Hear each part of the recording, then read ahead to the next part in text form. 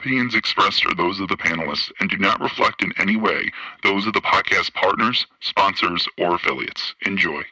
Hi, this is Michael Buffer, and you're listening to the Voice of the People. Let's get ready for Boxing Voice. Nigga acts about me. I'm a hustler. I'm a hustler, homie. I'm a hustler. Canelo, are you ready? ¿Está preparado? I was born ready. Considered by many to be, pound for pound, the best fighter in the world today. 4-division, 5-time world champion. Oh, look at this guy. He is now boxing's first ever undisputed super middleweight champion of the world. Damas y caballeros de Guadalajara, Jalisco, Mexico. ¡Viva México, cabrones! You know my level, and you will see, because I'm gonna fuck out everybody.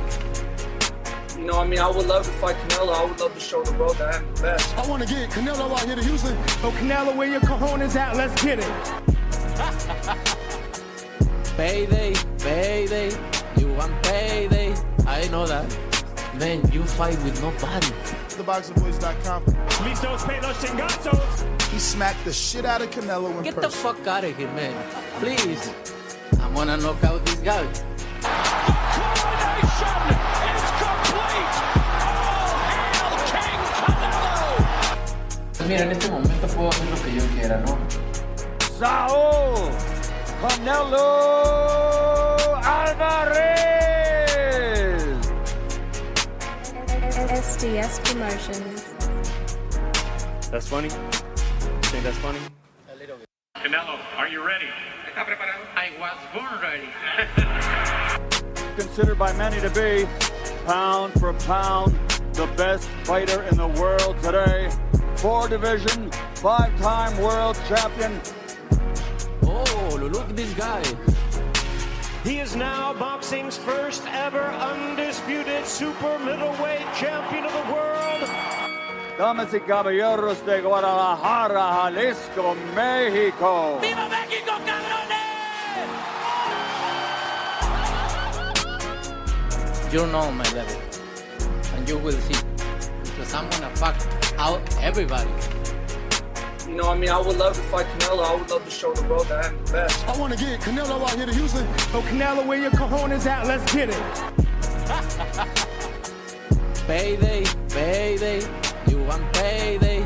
I know that. Man, you fight with nobody. TheBoxingVoice.com. Listos, pelos, chingazos. He smacked the shit out of Canelo in Get the person. fuck out of here, man. Please. I'm gonna knock out this guy. Coronation is complete. All hail King Canelo.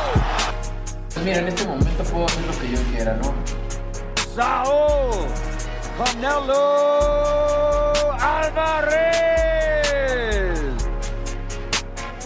SDS Promotions.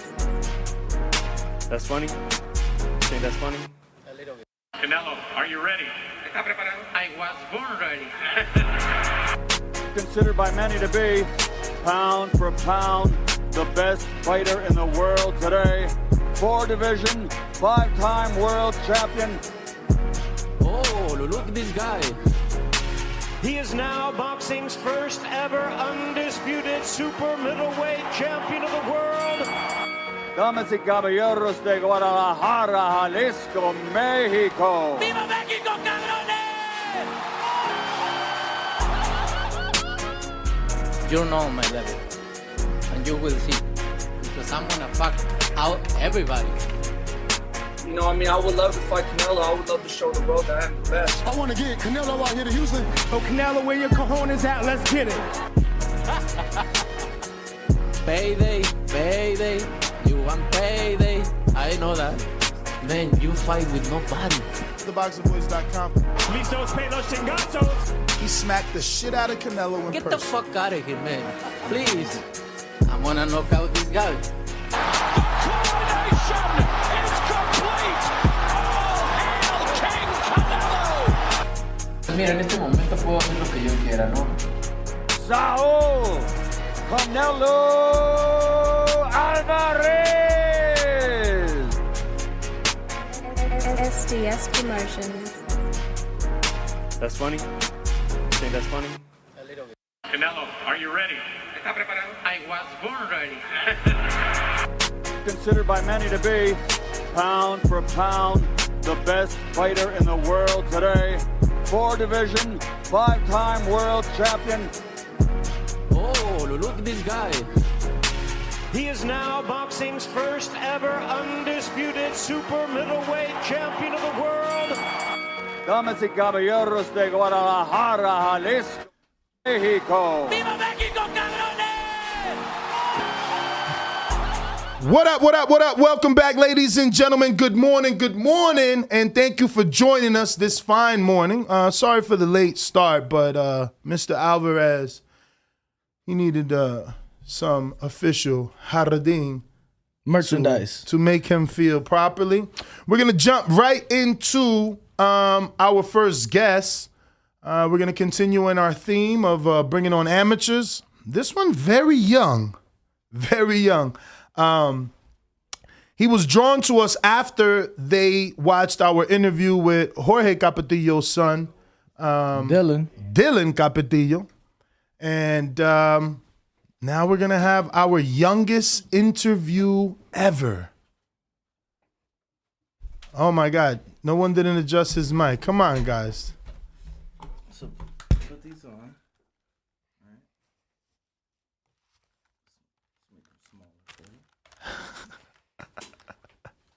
He's used to these. I'm sure you got a gaming system at home, right? Yeah, And what you playing these days?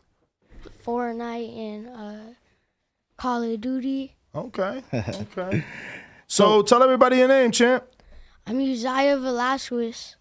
Isaiah? Uzziah. Oh, Uzziah. Uzziah. That's unique. So what got you into boxing, Uzziah? One day my dad showed me a combination, and I started just liking it.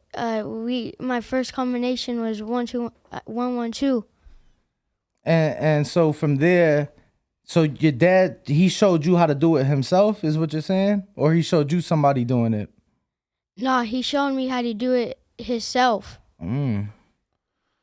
So how old are you? I'm 9. 9 years Wow. old. And how long have you been boxing? I've been boxing for 4 years now. 4 years. Wow. 5 years old. What was I doing at 5? Jesus. I don't remember what the... I remember I was getting in trouble because I went to a Catholic school. I got kicked out. I kicked a nun in her shin. Oh, my God. I probably should have been Am like I Uzziah. focused at 5? Isn't 5 kindergarten? Yeah, he actually started at about 7 years old.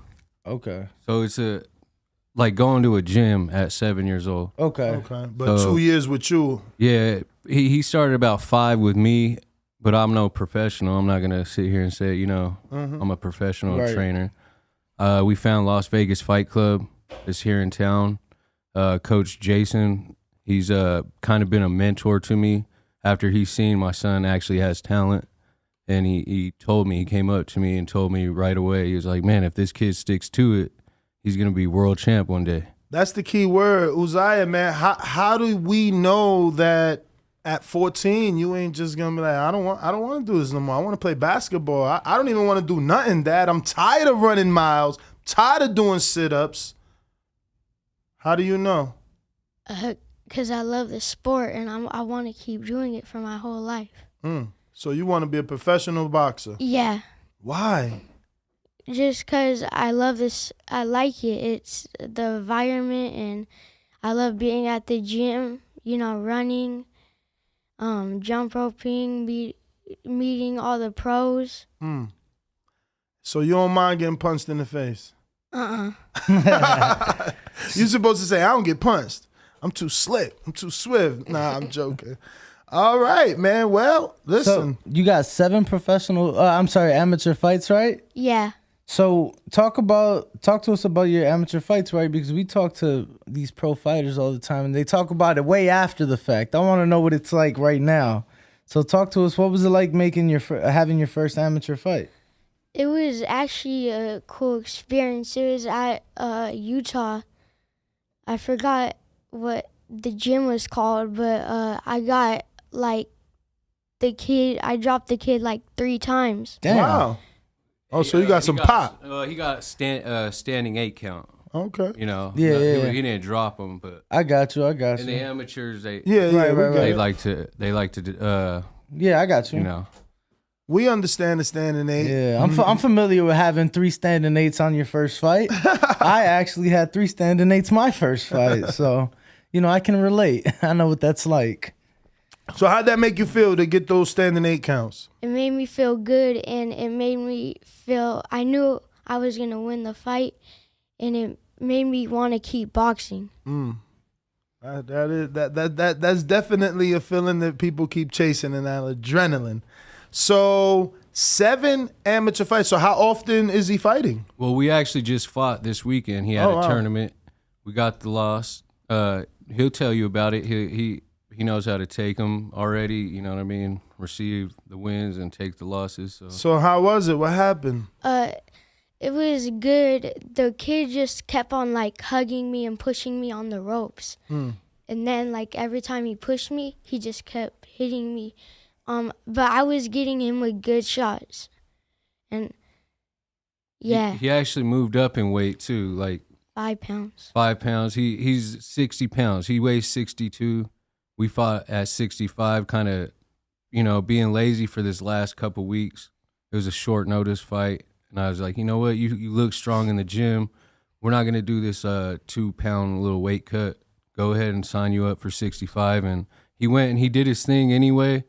And the outcome wasn't in our favor, but it is what it is. Did you know him, the opponent? Yeah. His name was, well, I don't want to say his name. You don't want to give him no shine. I love it. Oh, that's funny, man. So, Dad, talk to us like this weekend. You take a loss. What is that car ride home with your son, and what I know, especially at this age, right? Because I feel like it's harder to understand, anything when you're younger. So, what is that car ride like? What is the conversation like with your son to help him understand that this is a part of the sport, and that instead of taking it as a loss, maybe take it as a lesson.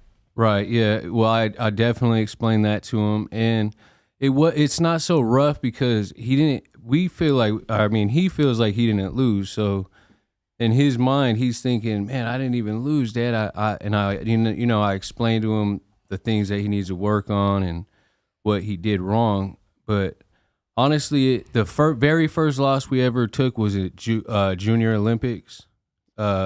He's got 2 losses. So now he has 9 fights, 2 losses, 7 wins. Okay. So he's 7-2. Okay. So the Junior Olympic one really hurt us. We traveled all the way there. You know what I mean? We spent a bunch of money. And he just kind of got just shy. You know what I mean? Gun shy. He didn't perform how we trained all this time, and that one hurt. And he cried, pretty bad. He cried this weekend too. But it was more of like mad cry, But the first one, that's Shakur Stevenson cry.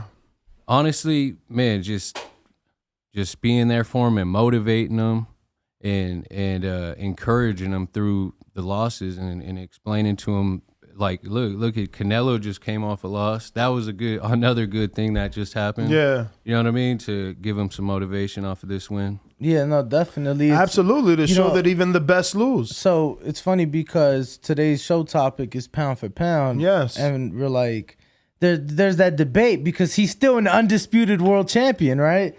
But he coming off of a loss, a pretty decisive loss, So I think that it's great because it's able to show him and other young fighters, other amateur fighters, that the best in the world lose, Right. So, Richie, tell us, man, again, like I asked your son, how do we know that 10 years from now he will still be boxing? Because we lose so many amateurs to different sports, the streets, to women, or just to academics. Some of them just end up hitting the books, and they don't want to run. A boxer's life is a very disciplined one. No, definitely. I agree. I personally can't guarantee that he's going to continue with it, but being his father and knowing the passion he truly has for it, I could tell you that I do truly believe that he will. You know what I mean? But he has to make that decision on his own, you know. And God willing, he takes the right path and he continues it. And I'm going to do everything I can to set him up and prepare and pave a way for him, like get him with the best trainers, the best interviewers to get him known, like, you know, the Boxing Voice. He's 9, already on the Boxing Voice, training around some of the best world champs. Honestly, just hard work, dedication, and we'll see, you know what I mean? Maybe we could do a year by year with you guys and see where he's at. For sure. And are you guys born and raised here in Vegas? Yeah. Oh, cool. That's got to be inspiring in itself. You know, that's a little different. I feel like this is a fight city. I think that New York is kind of recognized as another fight location, but I feel it's different. There's so much happening in New York, but look at me. There's so much happening in Vegas too. But one thing I was gonna say, you know, New York has historically, you know, a long list of world champions and, you know, Hall of Famers and top guys. We don't really have that from people born and raised in Vegas. Yeah, no. You know, Vegas' first world champion was Ishe Smith. So that, you know, if you're talking big picture, that's not that long ago, right? So, you know, I think it's good to have it. And Pops, I think it's good what you said too, that you can't guarantee that he's going to keep boxing because, and you said that's a decision he'll have to make, right? And I think sometimes we see that too. And, you know, I think that's why we may lose a lot of amateurs is because the amateurs. It's a long road. Well, no, I was gonna say the amateurs are there because I'm living out my dad's dream. Guess what? Now I'm at the age I can tell you, fuck you, dad, excuse me. But be like, I don't want to do your dream, you know? Yeah. I don't want to do your dream. And I loved that you said that because I was interested on how you would answer that because I've seen kids in the gym that the dad's like, you have to do it. Dad, I don't want, bro, why are you forcing a kid? You get what I'm saying? And they're talented kids, but it's like, if the passion's not there, then it's never going to work. But there is also a fine line. Like, you know, I know that we've, like, the way we raise our children has definitely changed with each decade. So it's like now you have to have a little bit less resistance where you know, it's like, oh, let him decide. Sometimes you're too young to decide. Right. Sometimes I got to tell you what you need to do. And then when you become of age, you understand what dad was instilling in you. So, you know. Yeah, I agree with both you guys on that 100%. I think it has to be their decision, though. There's a different passion there for it, I think. It's not something that I ever had a dream for. I always loved boxing. I watched it. My dad always, I grew up learning combinations with my dad, hitting the pads, hitting the bag, but I never had the true passion to be a boxer myself. You know, I like to train and I like to do pad work and learn all that. But the passion that he has, he never asked me, Dad, I never told him, Uzziah, let's go to the gym. Let's find a gym. He asked me, the first thing he seen Rocky, and that's what motivated us to do the little pad work. And I was like, oh, you like boxing? Because he put on my boxing gloves and he started, you know, doing combinations. He would watch UFC at 1 year old and be doing combinations in front of the TV while we're watching it. I got videos of it. And so, yeah, that's basically what... Oh, this is gonna be a long conversation, man. So how old were you when you watched Rocky? Like I was about, I want to say 6. And which one? Do you know which one it was? I think like Rocky 3. Oh, is that with Mr. T? Yeah, I think so. Oh, yeah, okay, that was a good one. Mr. T, yeah, was that Mr. T? Yeah, I think number 3 is Mr. T when he's when he's already like the champ and he comes to him in Philly. I'm pretty sure that's number 3, right? Danny's gonna check. Danny's gonna check. I'm checking. Yeah, I'm like, but I'm just happy that Rocky brought you to the sport because I've had a long debate in my 10 plus years doing this show. There's been some people that don't feel Sylvester Stallone, who is Rocky, belongs in the Hall of Fame where he is. I think he most certainly does. I think that he makes children believe. I think that he inspires more boxers than 90% of these boxers. Yeah. And I know that to some people that's crazy, but it's true. That movie makes you believe. So many fighters themselves walk out to the theme song, have watched the movie.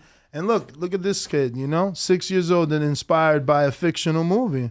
But yes, that is the one with Mr. T. And, nice. And I think it just goes to show too, let me tell you, I've been to Philly, I've been to Philly with you, and I made it my goal, one of my trips to Philly. Like I had to get to the stairs. It was funny, it wasn't even a trip. I had a layover in Philly.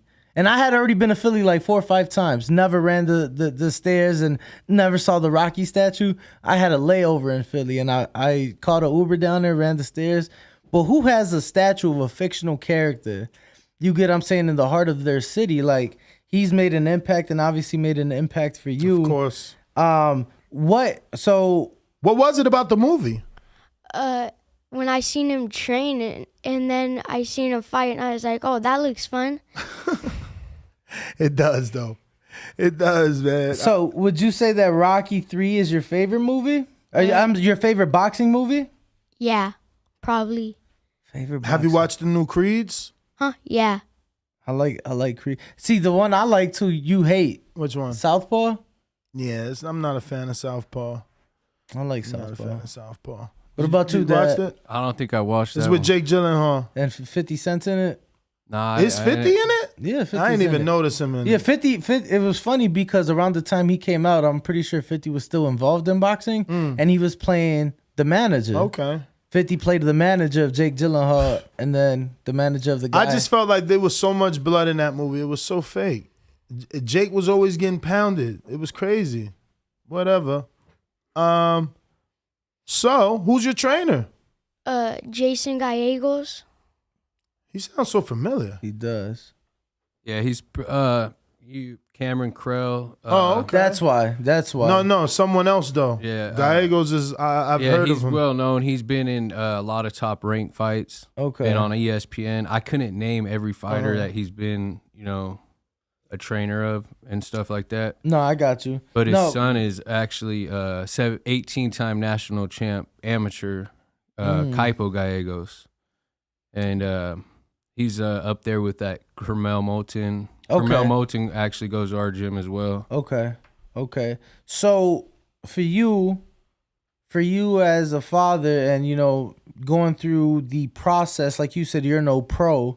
So going through the process of finding a trainer for your son, was it kind of like not a factor, but something that helped in the process, picking the fact that his son has had so much success in the amateurs and seeing what he was able to do with his own son as a trainer?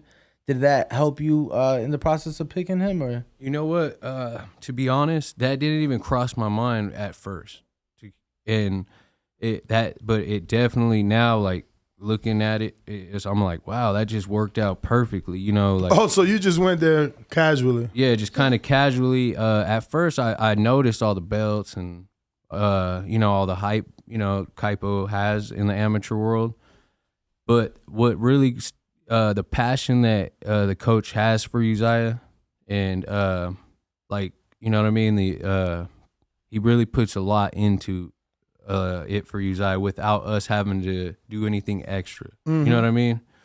He sees the talent, and I don't have to tell him. For sure. So Uzziah, when's your next fight? On July 1st and 2nd, then I'm going to Junior Olympics again. Okay. In the middle of July. And your weight class? 60 pounds. Now. 60 pounds. So, Dad's so young, and you guys already traveling all over the place, huh? Yeah. Well, we had to travel for his first few fights due to coronavirus. He would have a lot more fights right now, but coronavirus shut down pretty much the whole amateur thing. So, and he turned 8, in 2020. Okay. So, is that how old you got to be to turn amateur? Or? Yeah, you got to be 8 years old to compete amateur. Yeah. So Dylan? Yeah. You've sparred him? Too No. big, Bro, they're like, bro. Relax. Didn't I just say too big? Yeah, and he got a lot more experience. I watched him spar. He's really good. He is. He is. Dad, for you, were you able to pick anything from Dylan and his father, given that is a father-son, duo in the sport? Oh, 100%. What I'm doing right now is just soaking up as much game as I could in this boxing community. And being that we're in Vegas, we have a lot of people we could soak game from, For sure. And I see that a lot of people follow you, man. You're blessed, Uzziah. Thank you. Let me tell you, I think that's really great that you said that, soaking everything in and learning, because Bill Haney, another father-son trio, fighter, trainer, trio, or duo. And it's funny, it wasn't, Devin was slightly older than Uzziah when I found them and built a relationship with Bill. He was 12 when I met Devin. So you're not too far, just stick with it. But it was funny because Bill was telling us, like, he was just breaking down different components that they've learned from different trainers. And it was just beautiful to see, because once he started breaking it down, he's like, oh, this, we kind of got this from so-and-so, and we got this from so-and-so. And then as he's doing it and he's demonstrating it, I'm like, yes, I'm seeing it in Devin. I'm seeing it in Devin. But you also see it in the fighter they picked it up from. Yes, but the fighter, the trainer. But it was just, to me, it was just cool to see how, even still at a world championship level, they're still using things that they've learned from coaches throughout the years, and coaches from the amateurs, and different things like that, different coaches they've just worked with throughout the time. So definitely important, I think. Yeah, definitely. That's the goal. Following those footsteps and also create our own lane, doing it. So what would you say? Because I don't even know. Like, for when you have a son, you put him into boxing. Like, do you create his style, or is it right now just learning the fundamentals, or do you try to just see what tools he has and create a style based off of that? Well, to be 100% honest, Uzziah has a very unique style, and he's able to. I'm not just bragging on him, Right. But he's able to pick up on things very quick. And if he watches, say he'll watch Canelo, a fight that weekend, he'll go Monday and do a move that Canelo does, like, to the T, And I have footage of him doing it, like Caleb Plant. He'll watch Caleb Plant box like Caleb Plant. He's able to, for some reason, look at something and able to mimic it in a way. And he's very athletic, so he's able to move around. At this young age, I don't really see anybody moving like him. You know what I mean? At 9 years old, he's able to move like a 12-year-old. Well, prepare your inbox to be DM, my friend. You've just been put on the biggest show on the planet. You're going to have a lot of dads DMing your dad saying they want to get some work with you now. Let me tell you. But screen share this, young Austin. That's my glasses. So this is you putting in some work? Yeah, that's me. And that's you. There's a lot of combinations, man. You got Yeah. some stamina with you. Mm-hmm. Oh, man. Well, let everybody know where they can follow you as I am screen sharing you here. Oh, go ahead. They can follow me on Instagram. My Instagram account is Uzziah V. And that's UZZIAH_V. Yeah. Do you have a YouTube channel? Any TikToks? You young. You should have like a TikTok. No gaming account. Call of Duty. No, I'm joking. He's like, yeah. So I guess, Dad, is this everywhere you want to direct people to? Is just the Instagram? Yeah, for now, just the Instagram, and we will eventually create other things. What about fights? July 1st and 2nd, you said, right? Here in town at the Las Vegas Convention Center for the Battleborn Showdown. Okay. Here in town. How do people get tickets? Or is it free? How's it work? They usually charge at the door. Well, what, $25, right? I think the last time I went to an amateur event was $25, but I was in Jersey. That's steep. Yeah, 15 was last weekend's show. So oh, that's cheap. Wow, Jersey, I paid $25. Yeah, I've only been to a handful of amateur shows, and some were like donations, and then some were like donations. Yeah, some were like like $10, $15. Nah, but if the kids can't be winning nothing, then if there's donations only, I don't know. Like who's paying for the belts or the little gloves or something, right? Right. I don't know, but anything you want to say before we go? I'm gonna be the next world champion in about 7 years. Oh, and 7. So wait, 9? Okay, no, you're still too young. You gonna turn pro in Mexico? I hear you. Follow Devin Haney. I hear you. Got to add a couple 8 years. 8 years? 8, 9 years, 10 years. Yeah. So he looking for Top Rank to sign him too. Top Rank do sign a lot of young kids, man. So let's see. We will keep following, man. We're gonna do a yearly check-in with you and see if you're still at it, man. Thank you. No, thank you. Thank you guys for coming in and joining us so early. Absolutely. Thank Right you. on. Shout out to the boxing. All right, we're going to take this quick intermission and be right back.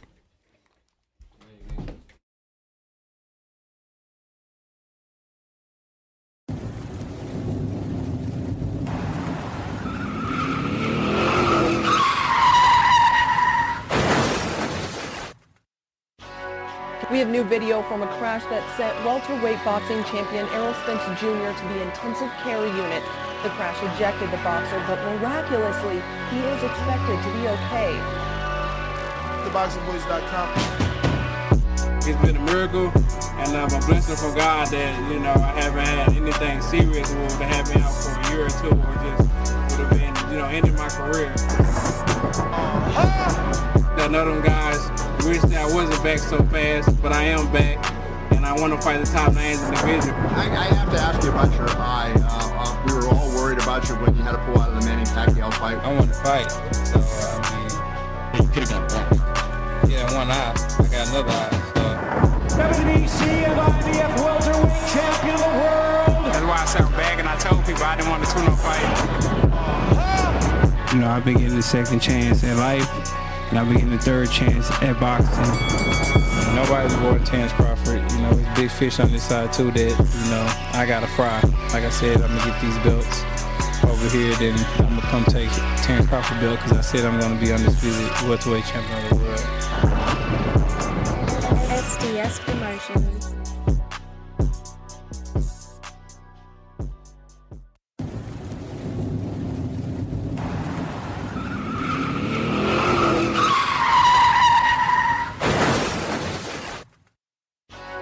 We have new video from a crash that sent welterweight boxing champion Errol Spence Jr. to the intensive care unit. The crash ejected the boxer, but miraculously, he is expected to be okay. TheBoxingVoice.com. It's been a miracle, and I'm a blessing from God that, I haven't had anything serious that would have me out for a year or two, or just would have been, ending my career. None of them guys wish that I wasn't back so fast, but I am back, and I want to fight the top names in the division. I have to ask you about your eye. We were all worried about you when you had to pull out of the Manny Pacquiao fight. I want to fight, so you could have got that. Yeah, one eye. I got another eye. WBC and IBF welterweight champion of the world. That's why I sound back, and I told people I didn't want to tune-up fight. I've been getting the second. What up? We are back. Are you ready? Are you ready? It is time to talk pound for pound. Jermell Charlo, Undisputed. Where does Charlo rank on the pound for pound list? Daniel Alvarez, where do you have him? Jermell Charlo? Well, should we start off from our earlier conversation? Should we give a criteria of how? Yeah, let's give. Well, let's pull up my good friend Julius from Ring IQ Boxing, his pound for pound. And this is his criteria, and it's pretty much spot on with me because I feel like it's logical, right? It's how many titles has a fighter held? Plus, how many titles has that fighter unified? Plus, how many title defenses has he had? Plus, What skills has he displayed? Plus the quality of his opposition. Plus, how many divisions has he climbed? Plus, the totality of his overall track record. Now, this could be debatable, but Hold on. Go back to it, Austin, because it's still more to it. Yeah. This could be debatable at the bottom, and I'm not mad at that. Austin, can you stop running the bottom? Yes, I can. Thank you. So it says, no fighter coming off a loss makes the list, which I could normally understand, but in this case with Bivol and Canelo's still undisputed, so he has to be on the list somewhere. Absolutely. So then he says, no fighter absent of a world title makes the list, which that I truly understand because that's in uniform with everything before it. Like, if you don't have any titles held, you obviously didn't unify, so you couldn't make any defenses. Well, the only, actually, here's the caveat to that. Which is? And here's where I disagree. Josh Taylor or Terrence Crawford or whoever, Terrence Crawford, after he beat Ndongo, he had now become a 2-division world champion, undisputed in 1. And what he did, he vacates, moves up. So at that point, he is no longer, a world champion, technically, when he went into that Jeff Horn fight because he had vacated those belts. So he technically was absent of that world title. And that's where I, disagree because I feel like if you're a fighter moving up, then sure. But I don't think he means when he said fighter absent of a world title. I think he means doesn't have a belt, not stripped of a belt. Like, well, that's not really stripped, but I'm saying at that point he technically. Well, Josh is stripped. The WBA stripped him. But I'm saying he is still. Like, he still has some of the belts, but I'm saying eventually he's not going to have any of them, and he's going to be at 47. But maybe his first fight ain't for a world title. But that's what I'm saying. Like, I think you're just reading too much into it. Like, if you're undisputed, you're on the list. So if you vacate your titles to fight at the next division, you don't get erased from the list. Well, some people may read into it. Maybe you think I'm reading into it. And again, this is why I chose this criteria, because it's logical, and we got to deal with logic. But come on, man. How is an undisputed dude erased from the list because he's moving up a division like that? You that's the process. You can't take the belts with you. You got to vacate. They can't take you off the list for that.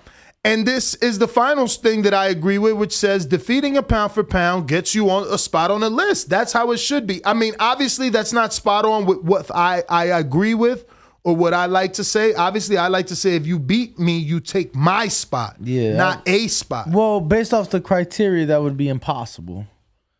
Because we're talking about accomplishments, title defenses, titles unified, quality of opposition. And that's where we differ, right? Because I'm like, yes, Bivol doesn't have the accomplishments of Canelo, but he beat Canelo with all those accomplishments. So his accomplishments is greater because he beat a boss. You understand what I'm saying? And I mean that in every sense of the word. Like, Canelo isn't just if it's a video game, right? Like, he's not just like a level 1 dude. Like, this dude has mad accolades, unified a bunch of divisions. He's had rings in a bunch of divisions. Like, beating him is huge. You can't just say that every win and loss is the same. Like, if you beat Canelo, that's huge. It's only Floyd to do it. So I think Bivol's win over Canelo has to put him very high on the list because guess what? Canelo ain't fucking Castano. He's just not. He's not Ndongo. You understand? That's a bigger win. That's a bigger boss in the video game. Like, he's King Koopa in Mario Brothers. Like, you can't just say, oh, he beat a guy who was unified and I beat a guy. So, no, like, that win is greater than Castano did what? Individually. No, as a totality for your career. Because guess what? Canelo, Castano, Ndongo, who Taylor fought? Ramirez, they are not on the level. None of them have. I understand that. None of them have unified okay. multiple divisions. None of them have undisputed. So it's like Bivol's win is still greater than. It's still greater than. So that makes up for everything else they've done in their career. Absolutely, because you beat. It's like beating Floyd, my man. Yeah, my man, crazy. Nah, bro. If you beat Floyd, where do you belong? How the fuck you gonna put me number 5 if I beat Floyd? Bro, I beat Floyd. I'm number 5. I don't even know if he makes my top 5. He might be 6. Who? Bivol. I'm forget Bivol and Canelo. Mm-hmm. Hypothetically, Floyd Mayweather is still active. Mm-hmm. If you beat Floyd, you number 5? You not number 1. You beat TB fucking E? You not number 1? What are we talking about? And this is what I'm saying. We need to be logical with these lists.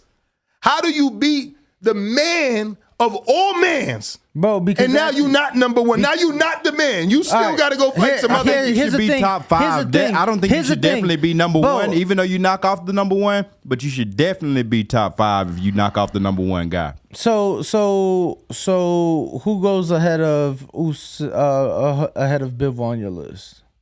Because I don't think Crawford. But I was thinking hard. I can't even. I don't know that I could put him top 5. Crawford, Usyk. That was my definite too. So I mean, Bill that's about it. Canelo, I still got Canelo above in pound for pound. That's about it. You know what I'm saying? Like again, titles held. So who's number 1 on your list? Let's start with your list.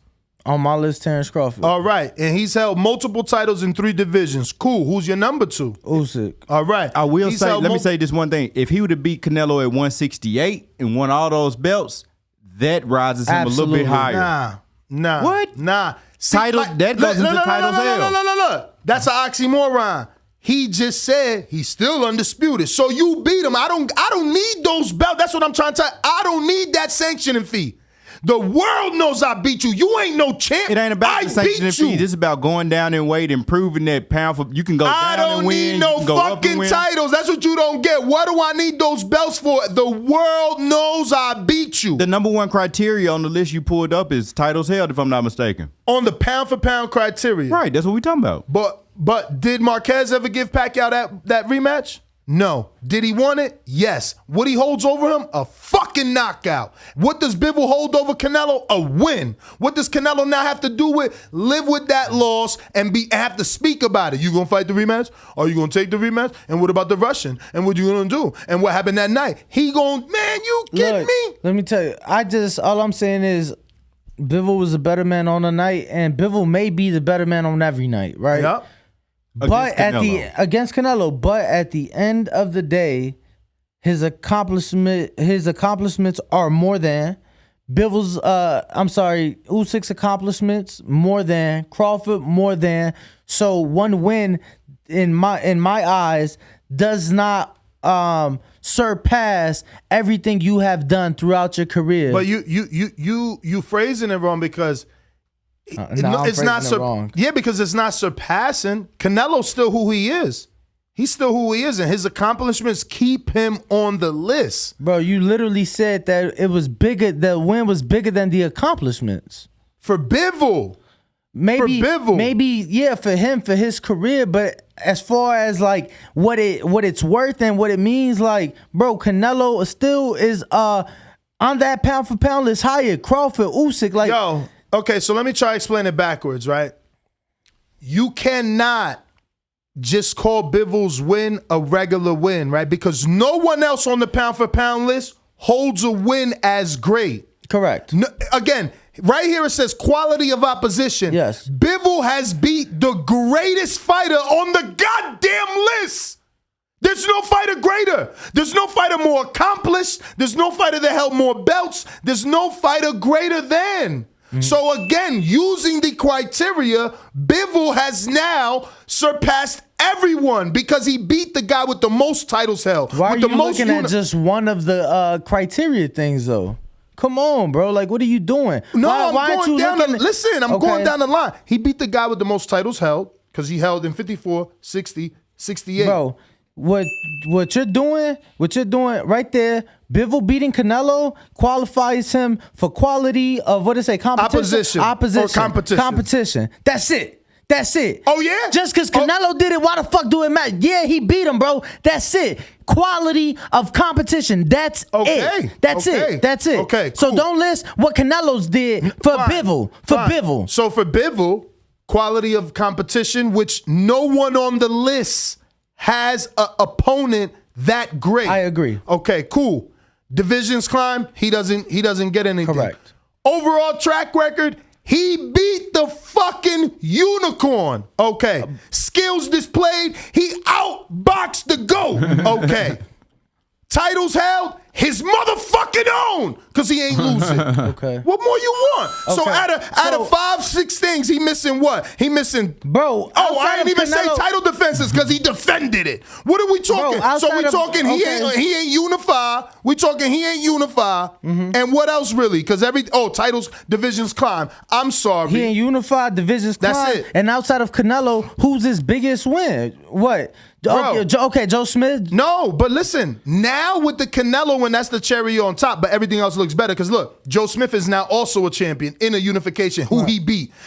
John Pascal's in an eliminator, who he beat, former champion. Bro, we haven't seen John Pascal in how long coming off he beat Marcus Brown. Popping dirty. He beat Marcus Brown before Arthur Better Yeah, and right after he beat Marcus Brown, Pops dirty. But he beat him. Going into the Badu Jack fight. Come on. While y'all talking, I came over with my top 5 in this order: Usyk, Crawford, Canelo, Jermell, Bivol. Usyk because he got more belts at the higher division after he undisputed and won I just wonder to myself, how does Jermell get in top 5, but no one put Taylor in top 5? At this moment, Tio wasn't put in top 5. After Taylor's last performance, I guess Tio don't belong in top 5 because he wasn't truly undisputed, but no one put Taylor in top 5. People were adding Taylor though. People were mentioning they were definitely He mentioning ain't on Taylor. nobody list on top 5 right now. Callers, get ready. We want y'all list when y'all call in. You know, because get I your don't list get it. ready because I we don't get definitely it. want to hear When it. Usyk undisputed, did they put him at top 5? Absolutely. Usyk, he on the font for the he on the photo for the show in the top 5. Listen, when he undisputed, you know how long ago that was? About 3 years ago. Okay. 3-4 years ago, you gonna 3 tell me years he ago. was top 5? He was definitely top 5. It wasn't as many. There was no Jermell undisputed. First of he all, was one look of at only some of like these lists. He was one of 3 people who undisputed. That was before Canelo even undisputed. Look So, at yes, some of he was these lists. definitely Some of top these 5 lists then. got Errol top 5. It's like I don't put Errol in the he top ain't even 5. undisputed. You know what I mean? These lists are crazy. Well, let's not say it like that because Nor did he move up. Undisputed. Nor did he move up. Undisputed is not it's not like it's just a thing that just happens. You know, I know it may seem that way because we've had a few.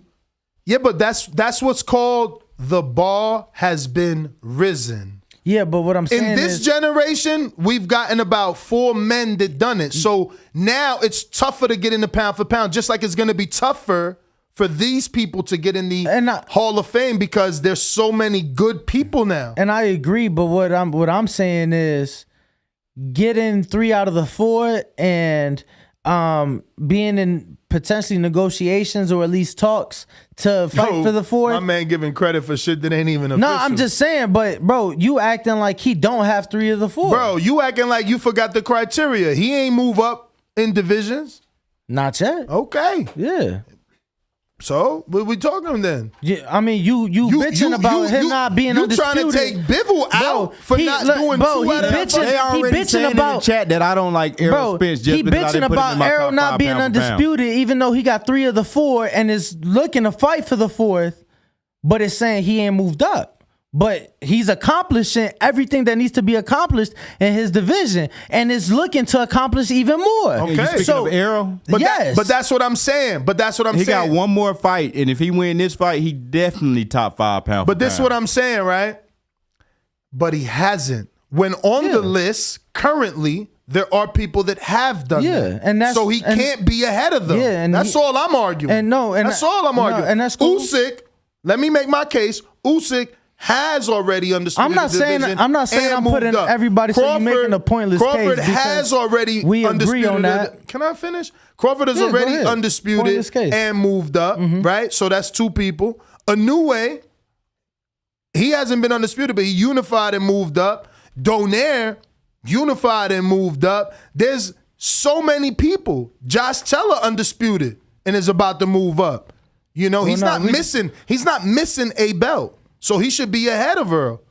Okay? Like, and what about Shakur Stevenson? No, I wasn't even arguing against that. What about you the Shakur? one arguing against that? I'm not saying it's you. I said other people. There's a bunch of lists out here. Jesus Christ, you woke up mad defensive. Calm down. So what about Shakur? Where does he belong?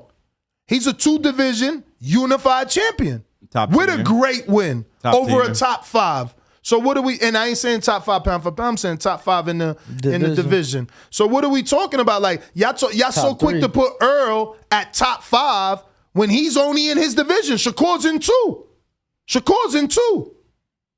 So you know we gotta do it fairly. Usyk's in 2 divisions. Crawford's in 3 divisions. Inoue's in 3 divisions. Donaire's in 2 or 3 divisions.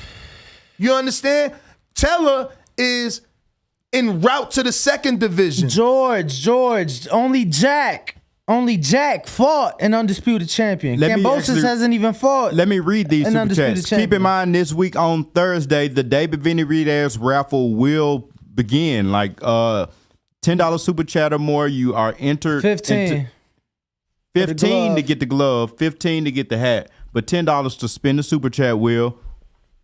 Which Can't even find the glove. We got one in front of us. Only the glove is being raffled on Thursday. Thursday you could be it's Thursday's flagship show, Bo. Correct. So that's the 4 p.m. Pacific, 7 p.m. Eastern show. But we got a few super chats. We got LV Slugger with the $2 super chat says, number 1, Bud. Number 2, Usyk. Number 3, Canelo. Number 4, Spence. And number 5, Jermell Charlo. Followed by AJ Smooth with the $1.99 super chat says, we don't know pound for pound until rematch with Bivol Canelo. But in the meantime, we do still have to pick a list. What? That was weird. And George Foster with the $4.49 quid says, should Kambosos and Jack Catterall be top 10 for beating undisputed champs? Wait. Look at this dumbass logic. Uh-oh. Bud, 3-division champ. Usyk, 2-division champ. Canelo, 3-division champ.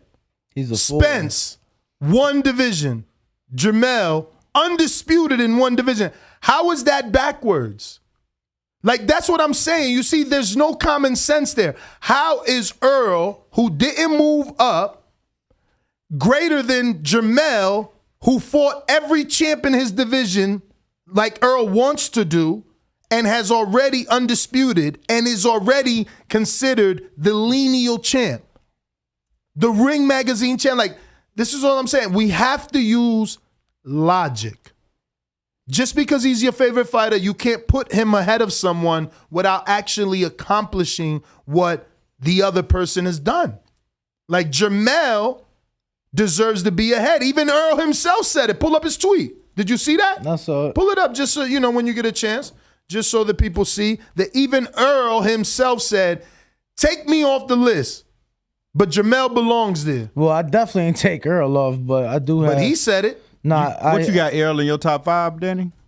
No, but I got. Okay. Which is crazy because if you got Earl, and that's what I'm saying, it's crazy. If you got Earl in your top 5, it's not just for Danny, it's for anyone in the world. If you got Earl in the top 5, and you got Shakur at number 4 then. Because he's a 2-division champ, unified. I don't understand. What the fuck is we doing overlooking what Shakur done in less time? How many fights does Earl have? Quality of opponent, though. Errol's quality of opponent is better than Shakur's. Who's better than Oscar Valdez? Sean Porter, Danny Garcia. Sean Porter, it could be argued that Sean Porter is not better than Oscar Valdez. Kell Brooks. Oh, let's debate. It could be argued that Sean Porter is not better than Oscar Valdez. Sean Porter has 2 losses. Valdez has 1. Sean Porter is a 1-division champion. Valdez is 2. It could be argued. There's a debate. And Valdez was an Olympian. What are we talking about? Now, who's the next one? Kell Brooks. So who? He went over to the UK, defeated Kell Brooks with only 1 loss. And that 1 loss was to a 2-weight division higher, Triple G. in his prime. All right, and Shakur again in 14 fights became a world champion. That's what I'm saying. So look, what Errol did was great to become a world champion because he went to another country.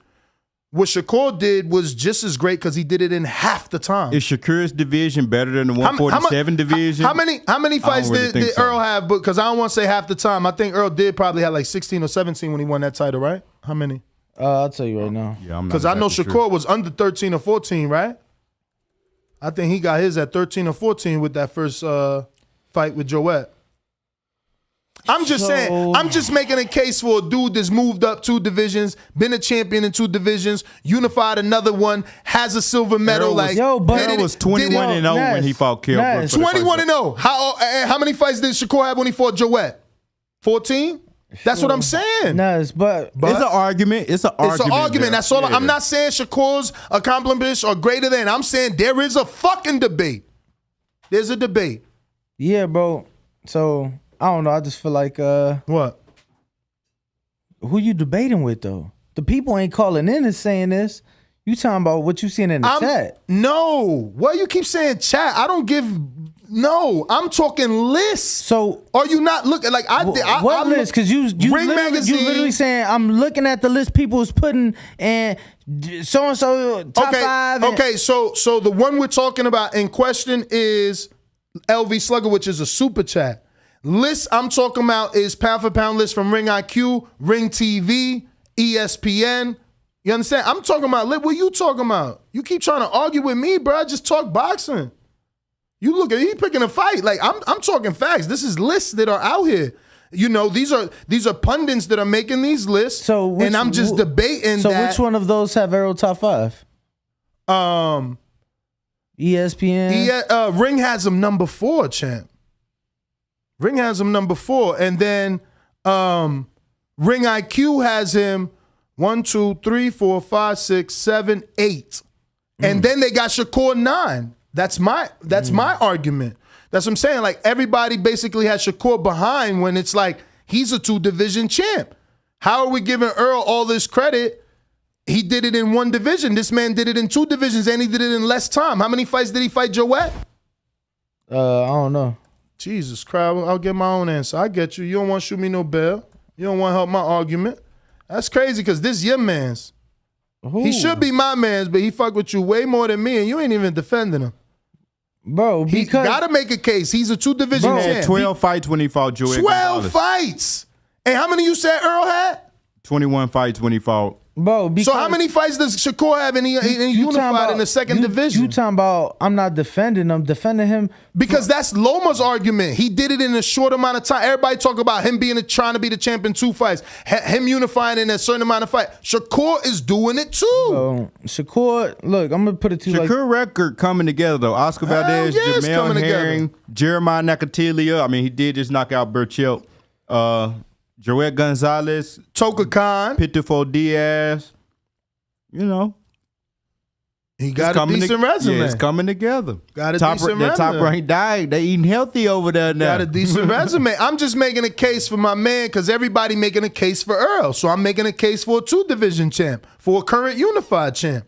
That's all. I mean, you talking to somebody who got their list the right way, so that's why we need at least 300 likes before we open up the phone lines, man. Come on with the likes so we can open up these phone lines and we can hear y'all picks for pound. Let's get here. Let's get these 300 likes, bro. We got 122 currently, 123, and we got 555 watching live right now. George Foster says, should Kambosos and Jack Carter be top 10 for beating undisputed champs? Kambosos didn't beat an undisputed champ.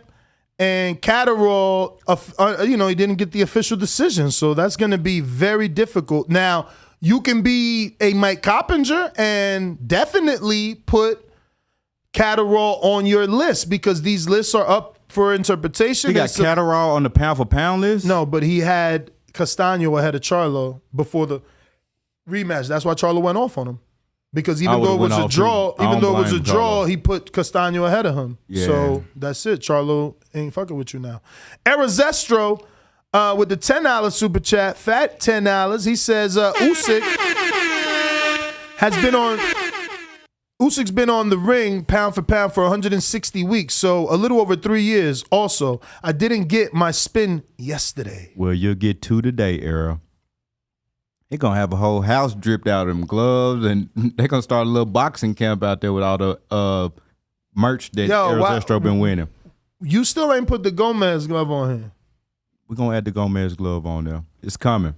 Let's get it. What's up with my mans right we need here to get trying to be stingy with the Gomez glove? Somebody got to win the Benavidez glove. But Come you on can with put it. the Gomez too. The wheel, it can have 100 gloves on there. Let people win. You holding shit out. Don't we got more Julian Hart gloves? Nah, they both gone. Christian Thun? Nah, he didn't sign a glove. All we had was the Mexican glove for Christian Thun. So there's nothing else, no other glove sign? What else is It's signed? one with the signature that we don't know. No. If we didn't get it, we can't. Yeah. But all we got is the one Akin Barak t-shirt, and then we still have a couple signed Polaroids left as well. All right, we got to put all that, man. Next intermission, we putting all that, man. All that. Clean inventory. What's next here? We had Errol. We got to spin that wheel for Errol Zestro. 2 times. Let's see what you got. Shit, Danny ain't even take a glove with him. Why you ain't get a glove signed in L.A., man? Errol Big pulled city up of looking dreams. like it. 2 entries into the... That ain't 2 entries. He only got $10. He got to send another 5. You keep doing that. Let me tell you did that all day yesterday. 2 entries into the David Benavidez glove, but it does require an additional $5 to be entered. Austin on point. Bradley Savage says, Ness, you got to give EJ credit for stay disciplined and keeping his weight down. EJ top 5 beaver. So his pound for pound criteria is if you're disciplined. Okay, so let's give Canelo and Crawford and Shakur and everybody who keeps their weight down. What type of silly shit is that? Give him credit for keeping his weight down. One more spin for Errol Zestro. Man, when the fuck?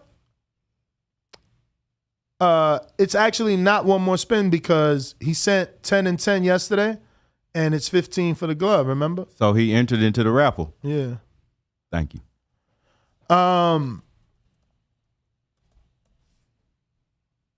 So nobody's got a problem with that. With what? Do you have a problem with this man saying EJ's top 5 because he keeps his weight down? Yeah, I don't think, no.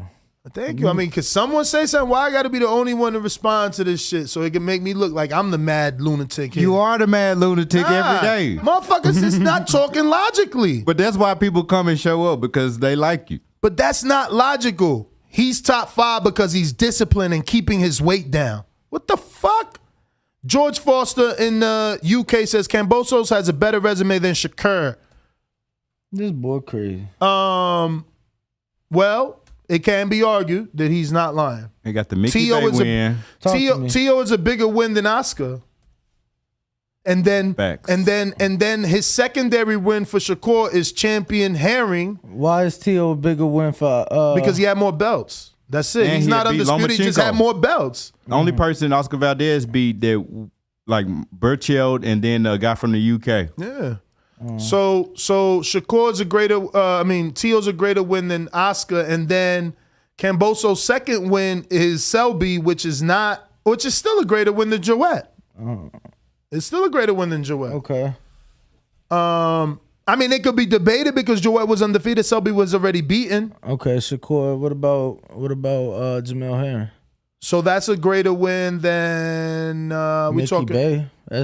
That's a greater win than Selby. Yeah, than both of them, right? He beat the champion. He beat the champion. So Shakur's got a stronger secondary win, but Kambosos still got a better overall win. So now one could argue who won more decisively. George won his biggest 3 wins was all by split decision. But he won them. No, he won them, but no one's contesting that he lost them. Yeah, Shakur, is stopping and winning by landslide. So, I'm just saying there's definitely that debate as well. All right. We got Bradley Savage back with another one. 199 says, Ness, 147 definitely tougher than 135, 130, 126, 122. So he's still trying to make a case for Errol being greater than.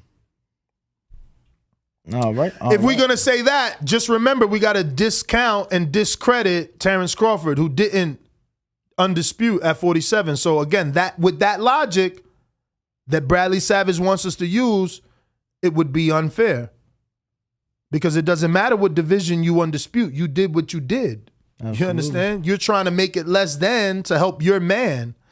Arizestro back with another $10. He says, we rank Shakur because he's unified and won a title at 14 fights. But why aren't we ranking Muradin Akhmadaliev? He's unified in 8 fights. Yeah, he is. That is indeed correct. He's the one that beat Daniel Roman. He did beat Daniel Roman. I actually have somebody. I don't see any list with that dude on it, which is what I'm saying. I actually have. These lists are very subjective. I actually have somebody who is not top. Looking out for someone. Got several names. I've got several names. My bad, y'all. I gotta apologize for this. He wanted that's ESPN. Watching a movie or something. Yeah, it's ESPN, bro. But I was trying to pull up their pound for pound, but they got these fucking. Yeah, videos. I actually have Fulton closer to being. Bro, I was looking at Fulton's resume now. I think Fulton is closer to being top 10. And this is what I'm saying. See the bias. Muradin has done it in less. He beat a dude that fucking Fulton's about to fight Saturday, but this bias ass motherfucker got him ahead of him. Not gonna fight him Saturday, and I do have him ahead of him because I believe that the Figueroa win was bigger than Roman at the time. Figueroa was undefeated, hell of a fucking fight, and you get what I'm saying? I just felt that was a bigger win, bruh. Because that's people, his biggest win. There's people that think Fulton didn't even win the Figueroa fight. There's people that want that rematch. I mean, there's people that didn't think that he won the Danny Roman fight. Was that not a split decision? Who? The Danny Roman fight. Muradin? Absolutely. I don't remember if it was split. I didn't pull it up, but I remember watching it. Yeah, I remember. I don't feel it. They did that in Miami. I don't feel it needed a split, but I could be wrong. You know what I'm saying? But I remember watching that fight because they unified. Either Roman was already unified. No, yeah, Roman was already unified. Okay, so he did beat the unified champ at the time. Did you go? You get what I'm saying? But we got the Axiom with the $4.99 says, put some respect on Shakur name. 2 divisional champion and current unified, and he did it under 20 fights. Thank you. There's no respect for that. That's what's crazy to me. It's like, yo, we're gonna respect everyone who's undisputed in their division, or everyone that's, I don't know, unified in the division, but then we're just going to forget the person who is unified and been a champion in 2 divisions. It just don't make sense. But real quick, pound for pound on ESPN, they got Crawford number 1. He was previously ranked number 2. And Inoue is now number 2. He was previously ranked number 3. Errol is now ranked number 3. He was previously ranked number 4. Canelo is now ranked number 4. He was previously ranked number 1. So which again, to me and Danny's earlier debate, look, right there, it doesn't matter to ESPN that Canelo has more accomplishments than Errol. He still drops underneath Errol, who's only unified 1 division. So based off how most lists are going, if the winner of Crawford Spence is indisputably going to be number 1. For a couple weeks until someone else, until maybe better be than Joe Smith. And this is what I'm saying. There's no boxing is good right now. No, there's good that we got so many. But there's no equality, right? Because like Errol can go ahead and undispute with Crawford, so he's number 1 pound for pound king. But Jermell just undisputed with Castano, and he's number 6. So then, cool. Right now, Errol is number 3 on ESPN. Bivol, who's unified with 2 belts, beats Joe Smith Jr., has 3, and he'll be what, number 8 on the list? There's some weird-ass bias to these lists. I'm telling you, look, how the fuck is Shakur number 9 on one guy's list? He's not even on anybody else's list. But he's a 2-division and 1-time unified in his current division, and he's not on no one's list except Ring IQ. Meanwhile, Errol hasn't moved up, and he's on everyone's list. It's just the welterweight being the glamorous division is what I can only chalk it up to that, because it's like, how are we overlooking what this man has done in less amount of fights? How is Errol ahead of Jermell, who's already undisputed? Meanwhile, like you said, if he beats Crawford, he'll be number one for sure. Bradley Savage with the 199 says it takes longer to get title shots at welterweight. Followed by Jaguar Paul with a $5 says Errol is a career welterweight. He don't belong in the top 5. And then LV Slugger right back with the $2 super chat says you biased. Why you bringing along for him but not for Bradley, who got 3 in a row? He says EJ Best wins Kale, Sean, Danny, and Ugas. Name Shakur's.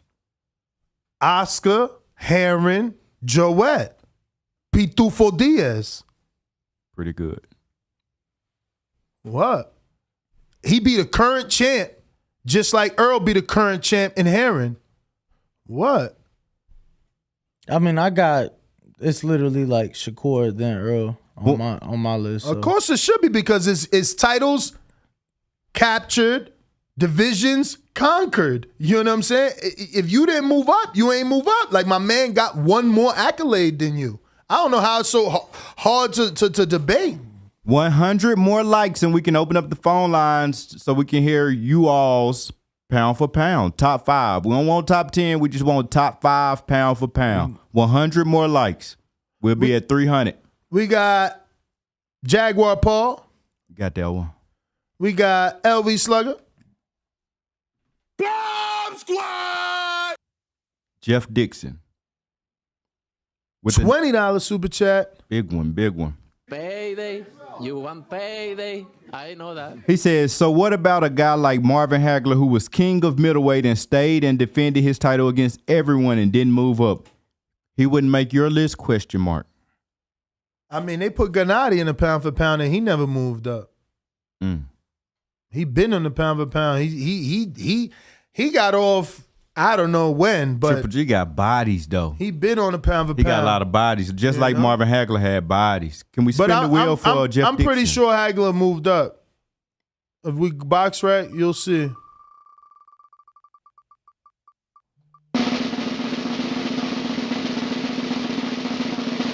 Shirt. So we're going to give him a second spin.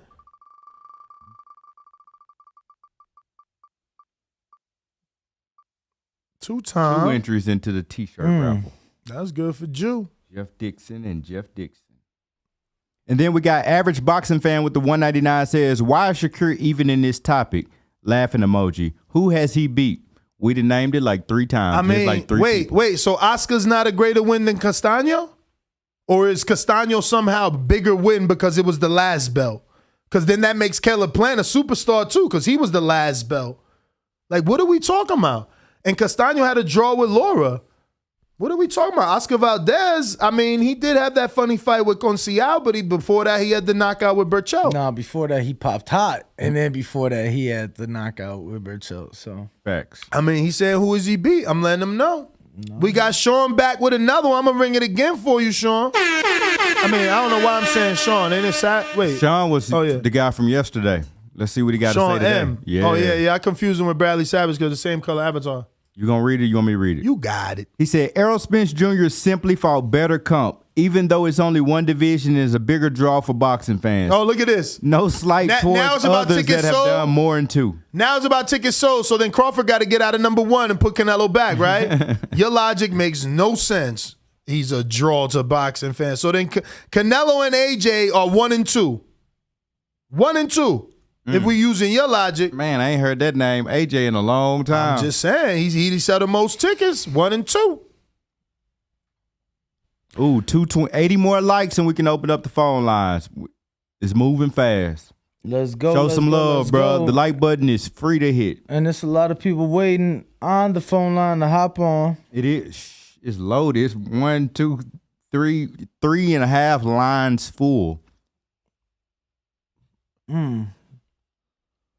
But make sure not including Blog Talk. Make sure to not just smash the thumbs up, but smash that subscribe button, as we did reach our last goal of 140,000. I know On to the next one. On to the next one. On to the 1 million is the next goal. I know you like small goals, Ness. I mean, I did create the hashtag road to a milli.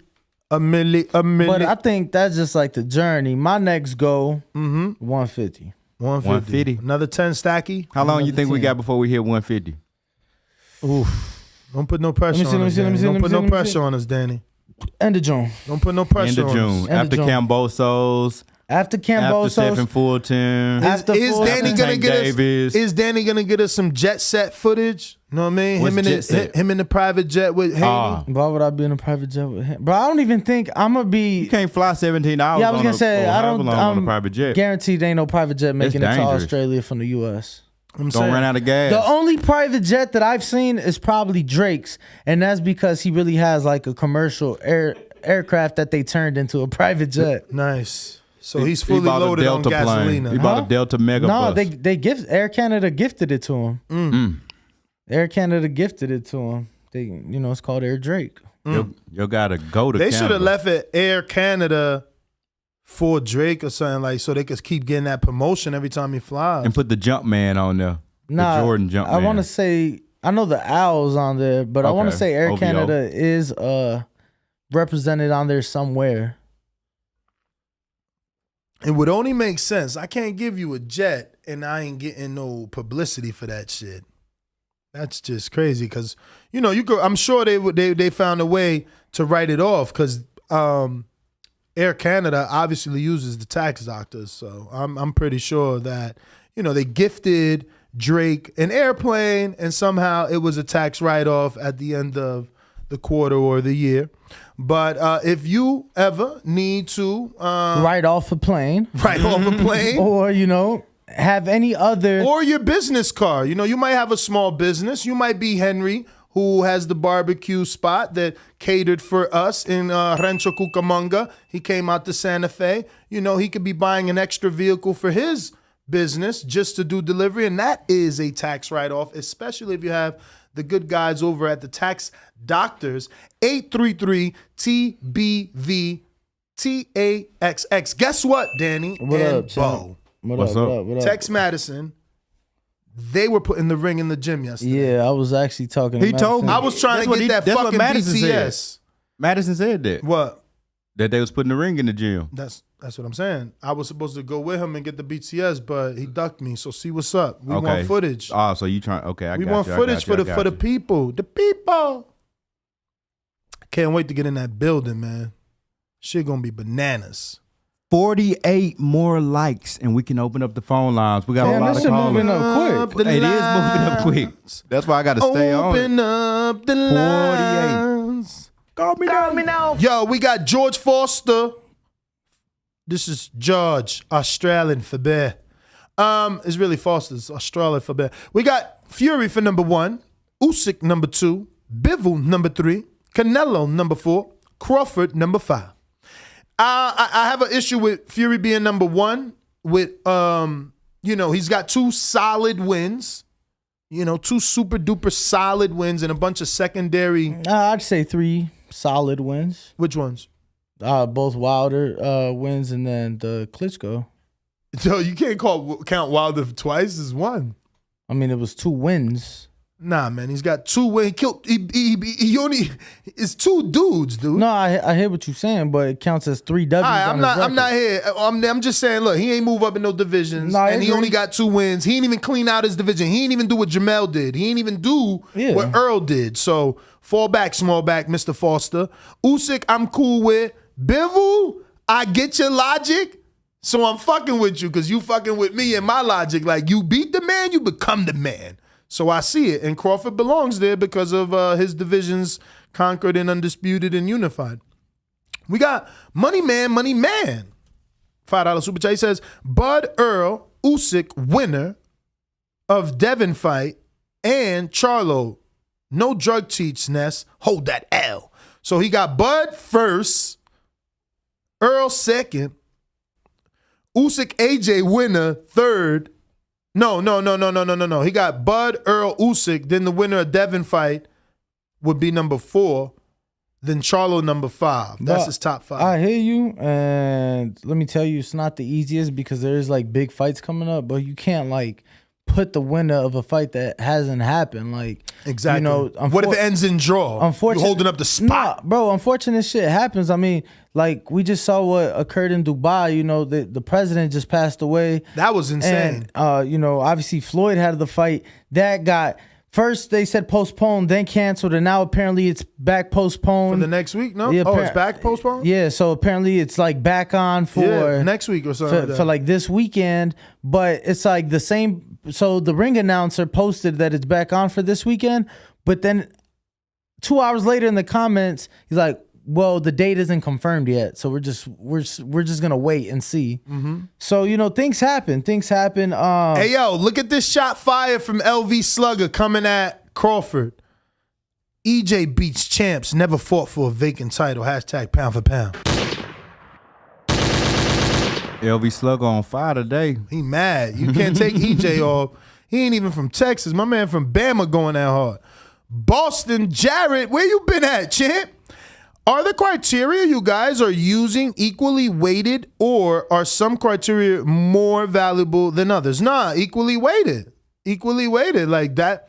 Again, let me show it. Shout out to Ring IQ. Shout out to my Dominican brethren, Julius. What up? Screen share. Zoom out. Island boy. That is not zoomed out. That's you zoomed in because of the wheel. Island boy. Island boy. Island boy. Danny hates that song. Bo loves it. He's the one playing it. FYI, Bo has all the sound bites. Almost all of them. I got the majority. Nice.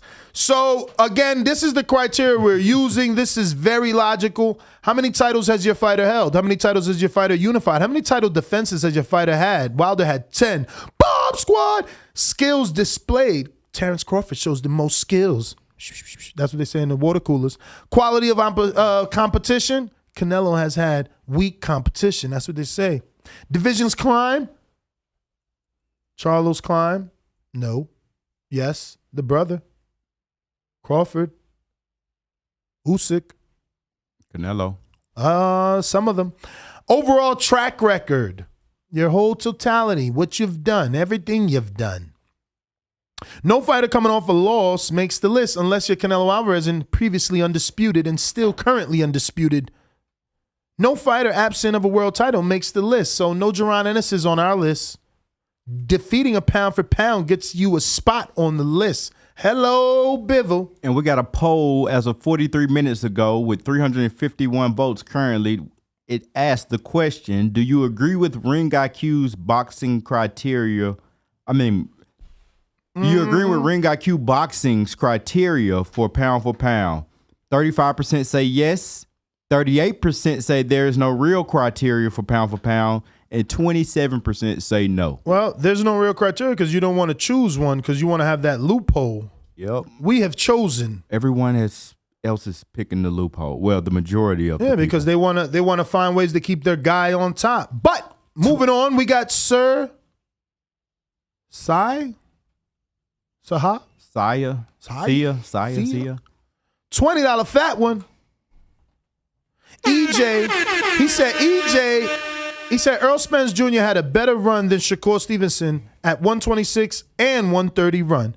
UK fighting Brooks, hometown crowd stopping him and winning the championship, unifying with Porter, coming off an injury to fight Danny, and Ugas off best win against Manny Pacquiao. I mean, I guess there's an argument that Errol Spence's quality of opposition are better than Shakur's. But then there's still the argument that Shakur has been champion in 2 divisions. How could we give Jermell Charlo credit for being a champion in 2 divisions, but not Shakur? Bradley Savage back with another one. Got to drop a bomb for that man. We got to spin the wheel for Sir Sayo as well. Let's do that. He gets either 1 spin or 2 spins, depending where you land. I hope he landed in a Benavidez glove. I hope he would have landed on a Gomez glove, but you still ain't put it. It's gonna get put. I hope he would have put I hope he could have landed on a official, exclusive, Patreon-only white tee. And it's signed by 2 celebrities. Look, smoke break, smoke weed every day. Oh my gosh, we only got 2 hats left. They all like going like hotcakes, to be honest, but we got 2 hats left, so you are entered into the hat raffle, Mr. Sir Saya. Damn, that's it? Just 2? They've been going fast. We started like 30 like a week and a half ago, and now it's down We to 2. ain't selling these, right? These are the props displays. Yeah. Is this mine? No, this ain't mine. This ain't mine. We got Bradley Savage. Y'all might need a vacation, or it must be too early in Vegas. Shakur wins do not compare to Errol Spence Jr. Take the show to the smoke spot. Fire up the gas, TBV. You guys need to smoke. No, look, that's definitely arguable, right? That's definitely arguable. I don't think that it's really arguable that they're both top 10 pound for pound to me. That they both are? Yes. Yeah, that's not arguable, but who's ahead of who is what's the debate? That is, like I said, I won the debate because look, Drew Down sent money to say I won. He said, Ness speaking big facts with the exclamation. So he said, big facts like that. You know what I'm saying? 14 likes and we open up the phone lines. We got 286 thumbs up right now, 563 watching, 14 more likes, and we are opening up the phone line. George Foster back with another one all the way in the UK. He says, just let me know who else got 3 back-to-back KOs versus a top 5. Fury doesn't just beat these dragons, he humiliates them. That's not a criteria for pound, getting 2 wins in the same division, like especially over the same guy. Or just one belt. I don't think he... I wouldn't even argue this, okay? I think... Because if you fought someone more than once, there was a debate. Shakur beat you so bad, there's nothing to talk about.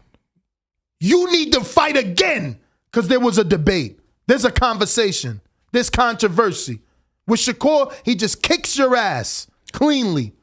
There is no fucking only controversy is why you ain't do something and not get your ass whooped. Other than put your hands up. Come on, man. Talking about 2 wins. Yo, Danny just did that. You can't give him credit for the same man. Like I'm giving him credit. He beat Wilder once, twice, whatever you want to call it. It's one man, though. It's the same name. Then the second name is Dillian White. He just got... No, the second name is Vlad. Or the first name is Vlad. Yeah, the first name is Vlad Wilder, I'm saying, but he just got done beating Dillian White, who at the time... was number 1. Or silver. For the WBC, but I'm saying, wouldn't you agree top 5 heavyweight at the time? Yo, check this out. He fell for this trap. LV Slugger with a $2 hateful super chat. Not going at Bud! Exclamation point. But check out his fucking logic. See what I'm saying? These dudes don't even know what they fucking saying. And literally, he could have read this before he pressed send. Not going at Bud with an exclamation point. You saying Shakur higher than EJ. So he's saying it's okay for Bud to fight vacant titles like against Thomas Delorme, but it's Shakur whose record is less than EJ's because he fought for a vacant title with Joette. See how these dudes fall in these traps? So Shakur is less than because he fought for a vacant, but not Crawford. He's the man. All right, I see what you're doing there. And we got The Urge with the $2 super chat says, let's be real. Pound for pound criteria is a popularity contest. Negative. Followed by Bradley Savage with the We got more people on the pound for pound right now, on most people's pound for pound right now that are less known than the people that are known. There's no tanks on these pound for pounds. There's no big names. There are some, but Usyk, that's not a big name. You know what I'm saying? Like some of these Eastern European... no way. Josh Taylor. None of these dudes are big names. Like, get out of here. Josh Taylor had 7,000 people in Vegas. Like, come on, man. Bradley Savage with the 199 says, EJ top 3. Hold on. Last fight, there was only 7,000 in that bubble fight. No. You're way wrong. It was barely 1,000.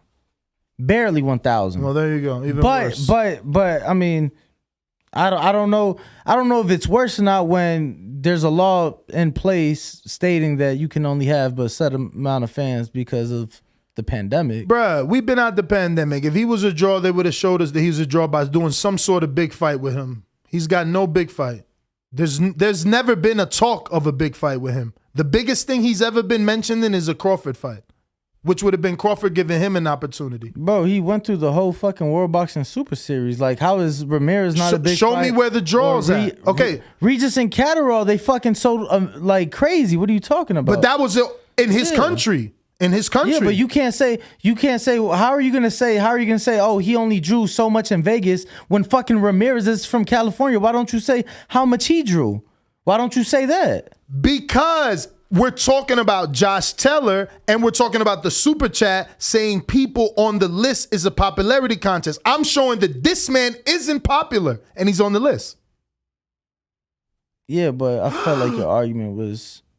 Yeah, that's the thing. You've been thinking the argument is you're not paying attention. The super How chat. am I not paying attention? The super chat said that the criteria is a popularity contest. I'm debating that it's not. That there are Eastern European and Japanese people that no one fucking knows on the list. Yeah, you just want to argue with me. No, but I don't want to argue. But your argument was that he drew 7,000 in Vegas at a time where the capacity was 1,000, and at a time where his fucking fans couldn't even travel to America. I'm still making the case that he is less popular than most, and he still is less popular than most. So again, you arguing that I was wrong about 7 to 1,000 tickets doesn't matter. He's not popular. Okay.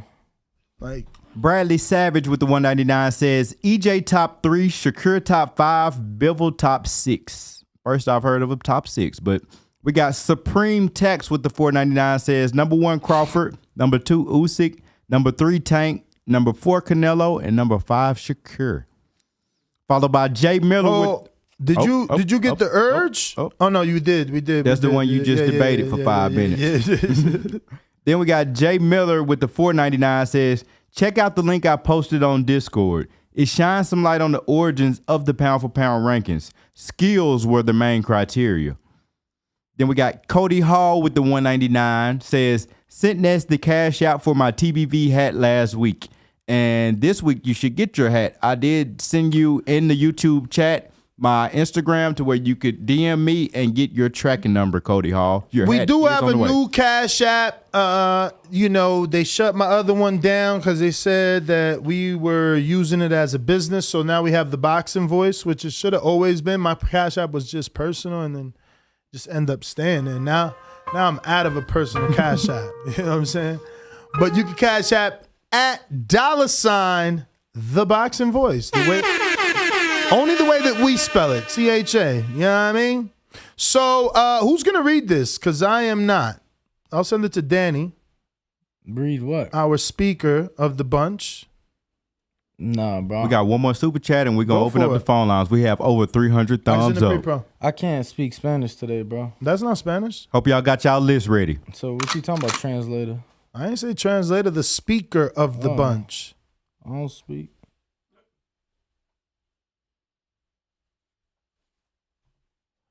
What in the fuck? The WBA are set to give their top 6 super lightweights contenders 15 minutes to tell them why they should fight for the vacant world WBA title.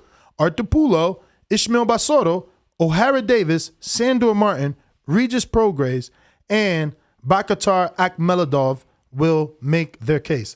This is some bullshit. First of all, Sandor Martin is above everybody on that list. Agreed. There should be no talking. Pulo was number 1, so he deserves the shot. There should be no talking. But if we're gonna talk about who done more, Sandor. WBA always fucking up. I can't, man.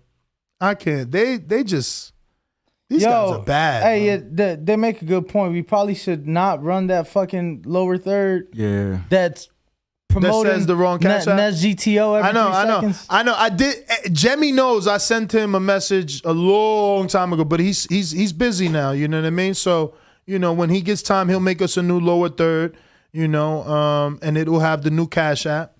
And, it is what it is. We do apologize, We do apologize. And we'll probably remove the Border Wars since we ain't doing it. Bo, when Bo was a listener, he used to love Border Wars. He ain't mentioned Border Wars since he moved to Vegas. Not since I heard what the fee was. When I heard the fee, it kind of made me feel defeated in the rules and regulations when we was at the hot box and jiu-jitsu. That was. It was. But when I walked in, I was like, "This is heaven. This is gonna be great." We can't do then it they started there. naming all the stuff. I'm like, "Bruh, I think we can't do got it a lot there. of obstacles." Nah, I think we can't do it there as long as we keep it invite only, the way they said. We just got to have a further, more detailed conversation with them. Do you want to read those pound for pounds, or are we moving on to Cody Hall? Nah, move on, bro. I This did shit's Cody a Hall. fucking- We moving on to Cancio Cruz. This shit's a scripture from the Bible, long as hell. We ain't got. Oh, you're not going to read that? I forgot how do I get the Mexican Monster Glove. So all you got to do is super chat or cash app to the Boxing Voice a $15 donation, which will get us to spin the wheel into the raffle. There are 2 options on there. Both still hasn't put in the Gomez glove or the other shirt so that we can have a bigger wheel with more prizes every time that it spins. And he's got a new computer, so he could really be doing this right now. Because that's what George wants you to do. He wants you to have the wheel over there so he doesn't have to scrap when we screen share. Because we got the wheel and we screen share, then he's got to always resize the window. So if you put the wheel there, they will permanently have your screen share as only the wheel. Me and him will be able to screen share what we need to show the audience. Beautiful. Are we at the number of thumbs up that we need to open up the phone lines to hear? We've surpassed it. What the people have to say. Finally, the people have reached the number and we can open the phone lines. 1425-569-5241. Don't forget to join our Discord community so that you can also use Discord to call in with some fantastic audio quality. I'm going to go ahead and put that link in the live chat as we speak. And looks like we got another $20 super chat from Cancio. And this is for his David Benavidez spin. So let's see. You ready? Ready. Let's hope you get a David. Get that double. I know. Because he's already sent, 25? Oh, shit. Nope. Keychain. That is fucked up. Spin again. You do get another spin, though, because the keychain is only $10. Almost. That was pretty close for your first spin. Uh-oh, that ain't gonna make it neither. Well, my friend. Oh, that's crazy. You get another spin because that's on the line. I'll give you another spin because or what do we do here, Danny? Is it either or another spin? Nah, spin it again. Look, Bo, it's on the line. Either or another spin. This is a collective decision here. Another spin. What about you? All right. Another spin it is. Oh, shit. 2 keychains. He got 2 entry into the keychain.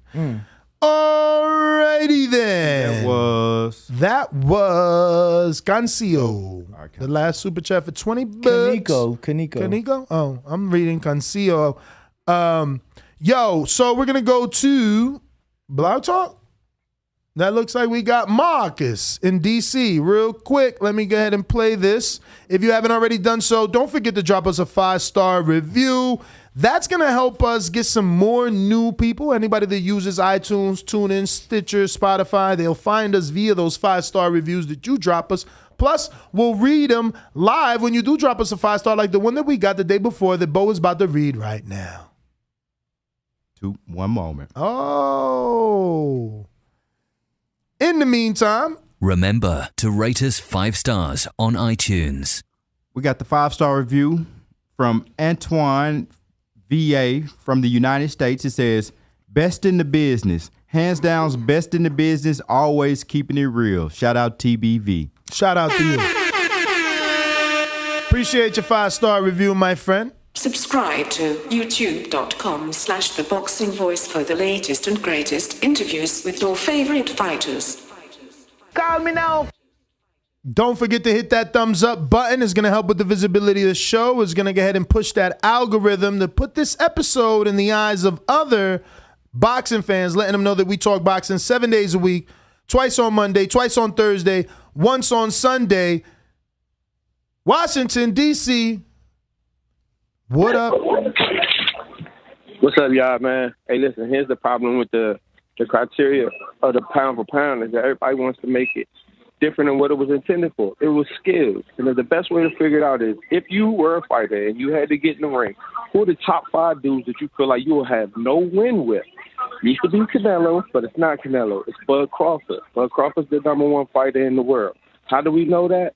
Because not just because of the accomplishments don't always compare to everybody else. It's because of the skill set he shows when he's in the ring. And if you can miniaturize him or giganticize him, he will beat nearly every fighter you think can fight. This is how we're supposed to come to the criteria.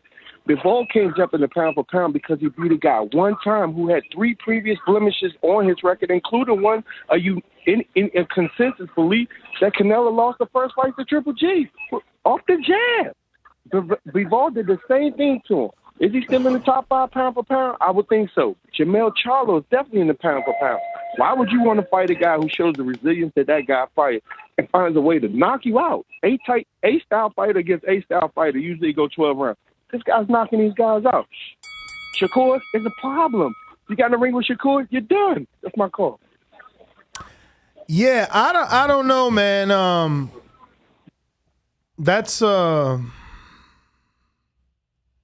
interesting. That's all I can say. But if you're on Blog Talk and you haven't pressed 1, that's why we didn't go to you on Discord. Who's up? First, we got up True Roll Tide. Well, let's go.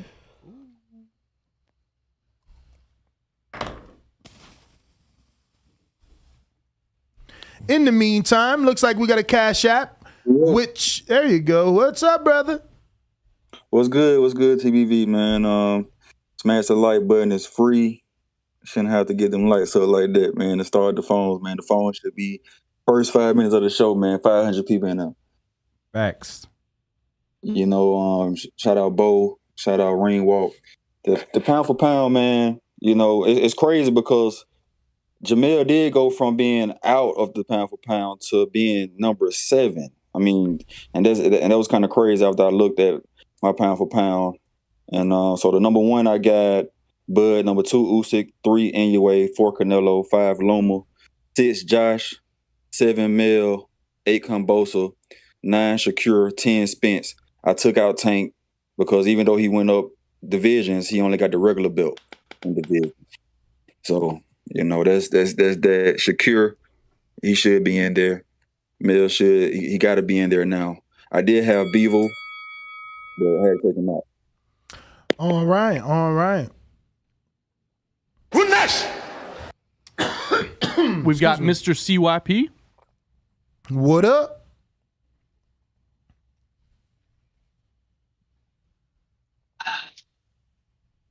CYP. Yo, y'all hear me? Yep. Sound good today, CYP. All right, listen, man. One thing we shouldn't do is get everybody's list and then that shit on everybody's list. Get your list out, homie, so we can shit on it. So we can shit on your list too. Listen, though, y'all already know what my list is. 40% of the TV audience agreed with my list, maybe more now. It's funny how my top 5 are the same 5 that y'all put in the heading for y'all show. I got Jermell at number 3. Blue Blood got him at 3. There's a whole bunch of other people that got him at 3. So anybody got a problem with that, you better have a problem with them as well. I don't care what you think about my pound for pounds, because it's one man's opinion. Y'all give your opinions and let's put it together, count all the votes, and then let's do an official TBV pound for pound. That's how the shit gonna get done. Because one man don't make no pound for pound list official. We need to stop with that dumb shit I told y'all last week. Stop it. Yeah, man, we can't do that because I won't be accepting anybody that puts fucking Jermell at number 3 for undisputing one division, but they didn't put Josh Taylor at number 3 for undisputing one division, nor did they put Crawford. Anybody, like nobody gets to number 3 for just being undisputed in one division. No, when Crawford undisputed, they was talking pound for pound number 1 for him. Yeah, but keep in mind that was his second division. Yeah. He was a champ at 35, undisputed 40, then moved up to 47. That's what I'm saying. You can't put that person in that conversation without doing what others have done. Usyk has done what Jermell has done and more, so he's in front. Crawford has done what Jermell has done and more, so he's in front. Fuck, Josh Taylor did it first. Shouldn't he be there? I mean, it just, again, I don't have any problem with accepting everybody's list, but you got to have a logical list. I'm not just going to accept a bunch of dudes that want to make someone great or greater than and accept their, nomination of number 3, because there's a bunch of Errol Spence fans that are putting him at number 4. And he's not even undisputed. Like, they got Errol Spence fans putting him in front of Jermell, who's done more. So I'm just saying, if we're going to do it, it's got to make sense. You got to be logical. Like, if Errol is great, well, then Jermell's greater because he done what Errol wants to do. And guess what? So did Josh Taylor. Oh, and Crawford and Usyk, too. So they all are on the list, and they should be there ahead of because they done it first. It's just logic. Who's next? We've got JP.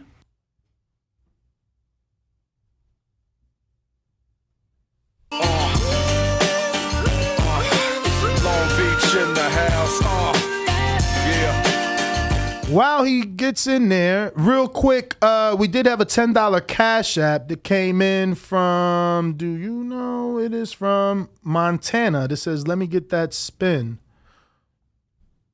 JT, you there? Yeah, I'm in here. Go for it, champ. Look, we'll wait. I'm in here. So, I don't know. I feel like I woke up this morning and I'm watching the goalposts being moved right before my eyes. When do you have to go through multiple divisions to be on the pound for pound list? What kind of new hipster shit are we doing here? This ring IQ, how old is he? 33? I don't listen to people. JP, let me ask you a question.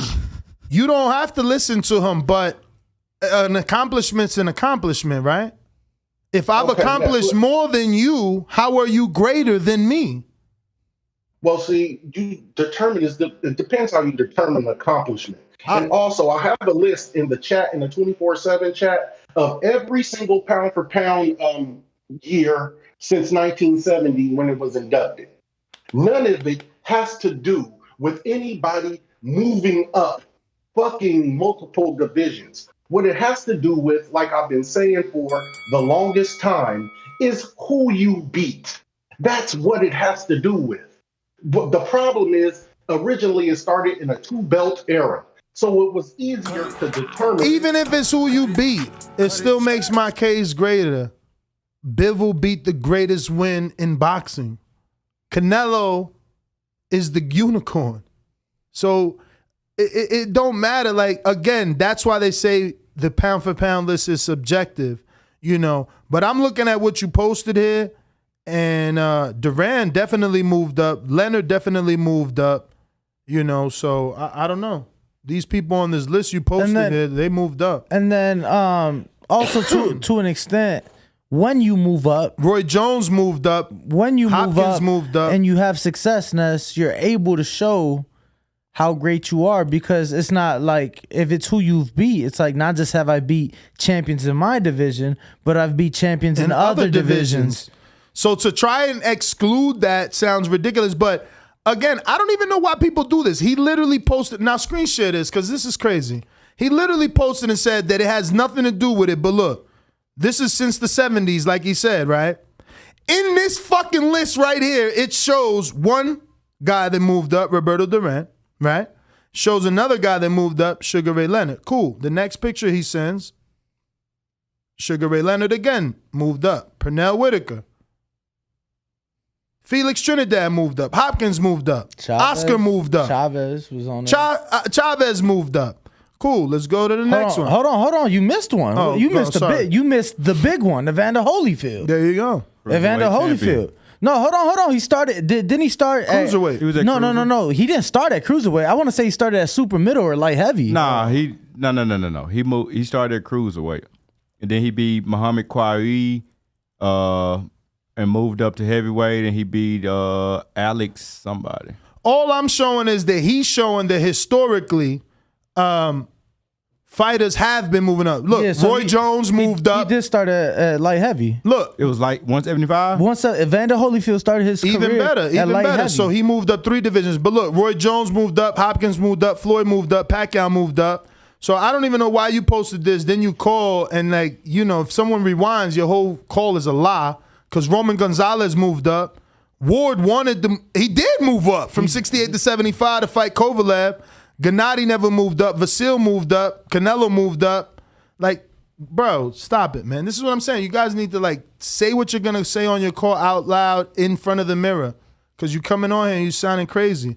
Like, since the list started, it's never been about moving up. Everyone on that list has moved up. He wasn't a light heavyweight. That was still cruiserweight because it was above 175 pounds. But the first one was pro debut, and it said light heavyweight Olympic bronze medalist Holyfield. But it was all. You ask Evander, he'll tell you he turned pro at light heavy. So that's all I'm saying. None of his fights were 175 or lower though. They was all 177 and a half and higher. And in his, like, when he fought in 86, which was the next year. No, he started in November 84.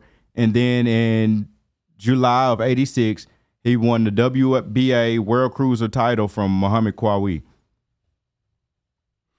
So, but he was right around that way. I get what you're saying. But CYP has some sort of criteria, and I don't agree with all of them, but I'll take number one, level of domination at your division, which means Jermell should be above Errol because he's dominated. He's undisputed. That means you dominated the division. Errol has not dominated the division when people are arguing that Terrence is the best or that fight needs to happen.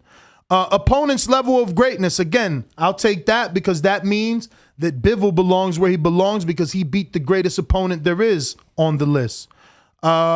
I don't really know about consistency of trajectory, but I'll take that because Canelo has consistently shown you that he's great and that he does great things. Well, I think that kind of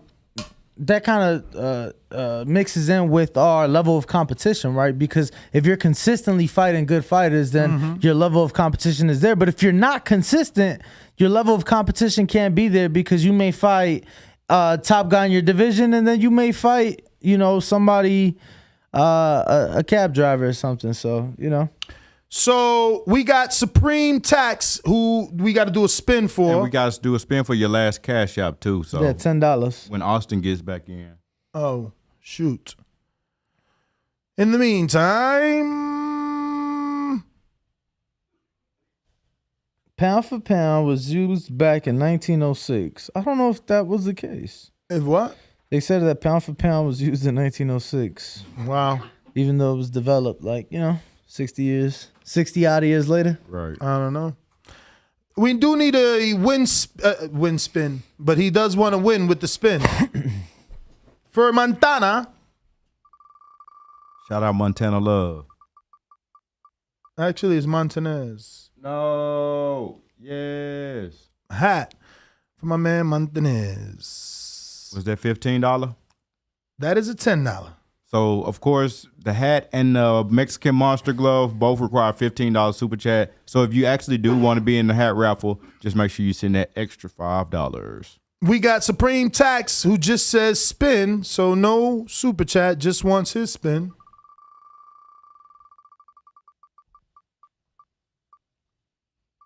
T-shirt. And then we got Jeff Dixon with the fat 20. He says, wait, so we can buy the hoodie straight up? How many hoodies do we have left? Like 8. Nah. Sorry, fams. We low on everything. We got a shipment. Low on everything. We waiting for the shipment to get here. Waiting for this shipment, man. We looking bad right now. We gonna have to send Bo to China.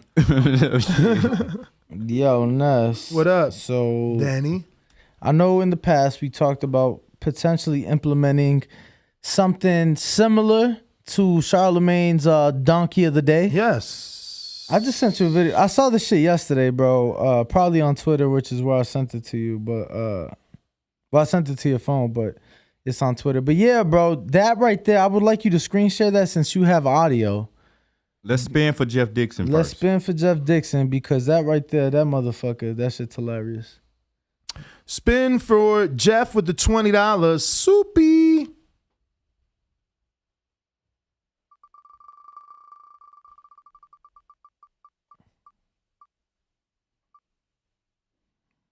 Keychain. So you get another spin because that was $20.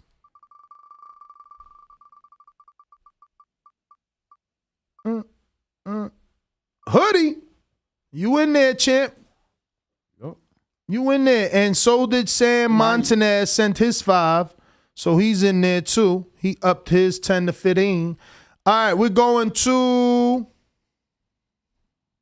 Who is next? Is that King Born? It is King Born. Yo. Oh, actually, is this... Hold on, because I think this is pound for pound in Canada, who we have to send a glove to, actually. Jose in Canada. And Stainless. You got to get Stainless address. They up. Is this Jose? This is. No, it's not. All right. This is Nolia Danke in New Orleans. What up? What's happening? Can y'all hear me? We hear you. All right. What's up? Hey, Bo, you need to get you a I Hate Errol Spence t-shirt on and wear that motherfucker every day.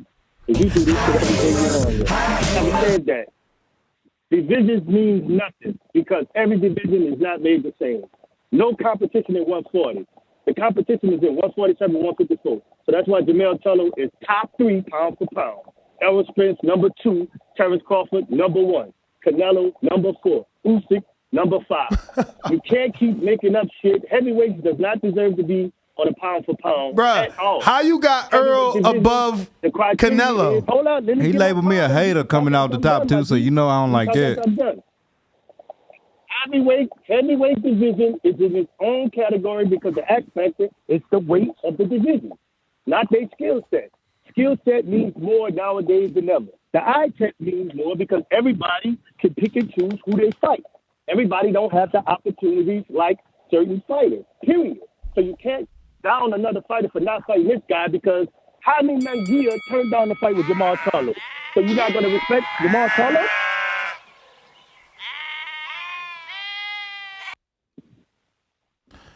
Come on, man. You lost me in a minute. He said Errol was above fucking Canelo. He lost me saying I need to wear an Errol Spence hater shirt every day. I don't hate Errol Spence, but just because I don't put Spence shirt. Just because I don't put him where you got him, don't mean I hate him. Know what I'm saying? I ain't really got much more to say. My shirt ain't even come. My Big Fish shirt. I spent $100 on that shirt. Where is that? Bro, they said it was gonna be like 4 to 6 weeks for shipping. For real? Yeah, because they got to get them made. That's insane. They got to get them made. But we got King Born. Is that King Born up there? Is it? King Born? You hear me? You hear me? Brooklyn Jew is coming through your town. Let's get to it. When you see old dirty bastards in a position like that, then you know that I'm getting ready to bust your. I love my TVV, comrades. TheBoxingVoice.com. Listen, man. What? Goddamn spider crab, goddamn Shao Shane. That's all I need, and I'm good. SDS Promotions.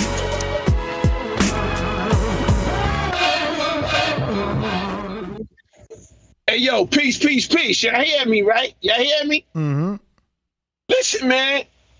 SpongeBob SquarePants, this shit all imagination, man. This shit like jumping off a cliff and flying without no windsuit. Listen, I'm on my Dr. Spock shit. Imagine Dr. Spock on dust. Illogical. This is my list. Number 1, Crawford. Number 2, you gotta give it to Jermell. Number 3, Fury. Number 4, Usyk. Number 5, fuck it, man. I'ma go with Loma. Number 6, Canelo. Number 7, fuck it, man. Give him Boots. Number 8, fuck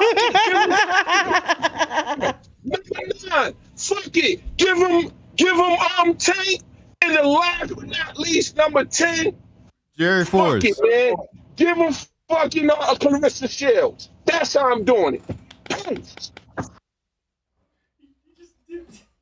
Hey, he just dropped the call. Bruh, Mic drop. That was the weirdest call ever. Thank you, King Born. Somehow, and this is what I'm saying, we got to use logic. Somehow, Jermell's in front of Usyk, who already did what Jermell did 3 years ago, plus already moved up one division and is one belt away from doing it again. He got boots on the list, and his best opponent is Castillo Clayton. There's no respect. That's what I'm saying. There's no respect for what these men have done. That's why, like, it's crazy to me, man. It's crazy. But who next, man? That was good. We've got Big Gucci Nick. What up? What up, Nick? What up? Make sure to unmute. He entered and then left. Looks like J-Matt.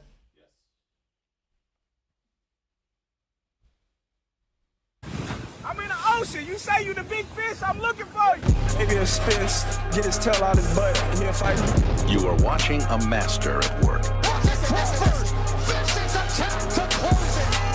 Target practice, baby. When I stop him, y'all gonna say he was too weak. Oh, big in the motherfucker, man. We ain't gonna be able to fire your punk ass out. What you wanna bet? You can bet 100,000 on that. Let's bet $1 million. I'll break your fucking neck. J-Matt, New Orleans. Don't like what I said, nigga? Do something fucking about it. One of the best finishers in the game. Give me the towel. Give me the towel. SDS Promotion. Get ready for the back attack. Yo, good morning. How it sound? Straight. Hey, man, shout out to Boots. Boots out here making niggas TikTok real. His fights are TikTok reels at this point. Definitely was impressed with him. I just want to see him get in there with a better opponent, but he's not on nobody's pound-for-pound list. I'm not going to give anybody who sat at a weight division and has not moved up a pound-for-pound spot, because my understanding of pound-for-pound means you can move up multiple weight classes and your skill set beats and you're superior to the fighter. So, JP, that weak-ass argument you had earlier, like, I don't get it. Like, if you can move up and beat people, that should make it a stronger case. I'll say this. I got Bud at number 1, Canelo at number 2, Usyk at number 3, Inoue at number 4, and thanks to King Bone, the only thing I agree with he said is Clarissa Shields, because I'm having a hard time putting people at 5. I thought of Shakur, I thought of Tank, I thought of Jermell, and Jermell got the strongest case to put up there because I think his skill set is pound for pound, and he might have the best pound for pound run. Yeah, I don't know, man. Jamel's in 1 division, Shakur's in 2. Who next? We've got Bougie from Broward. Bougie. Yeah. Bougie. Bring it on, now text that ass too. Hey, Daddy. Just make sure you're not cheating. So when he said that he'll fight Leo Santa Cruz or Josh Warrington, but he gonna fight me, I kind of felt like it was disrespectful. He's just a desperate fan. The originator. Getting so desperate. You know, he know how to call me, he know how to get in touch with me. I feel like I'm the best fighter in boxing. Now I'm bigger, I'm stronger, I'm better. I ain't fighting the right Shakur. This is not it. This is my time to show the world who Terrence Bud Crawford is. The only person that can beat Terrence Crawford is Terrence Crawford. I'm looking to fight like Spence. I've been calling for these fights.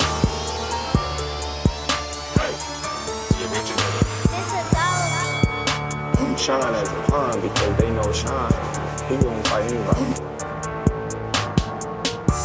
Bro, this shit longer than the call.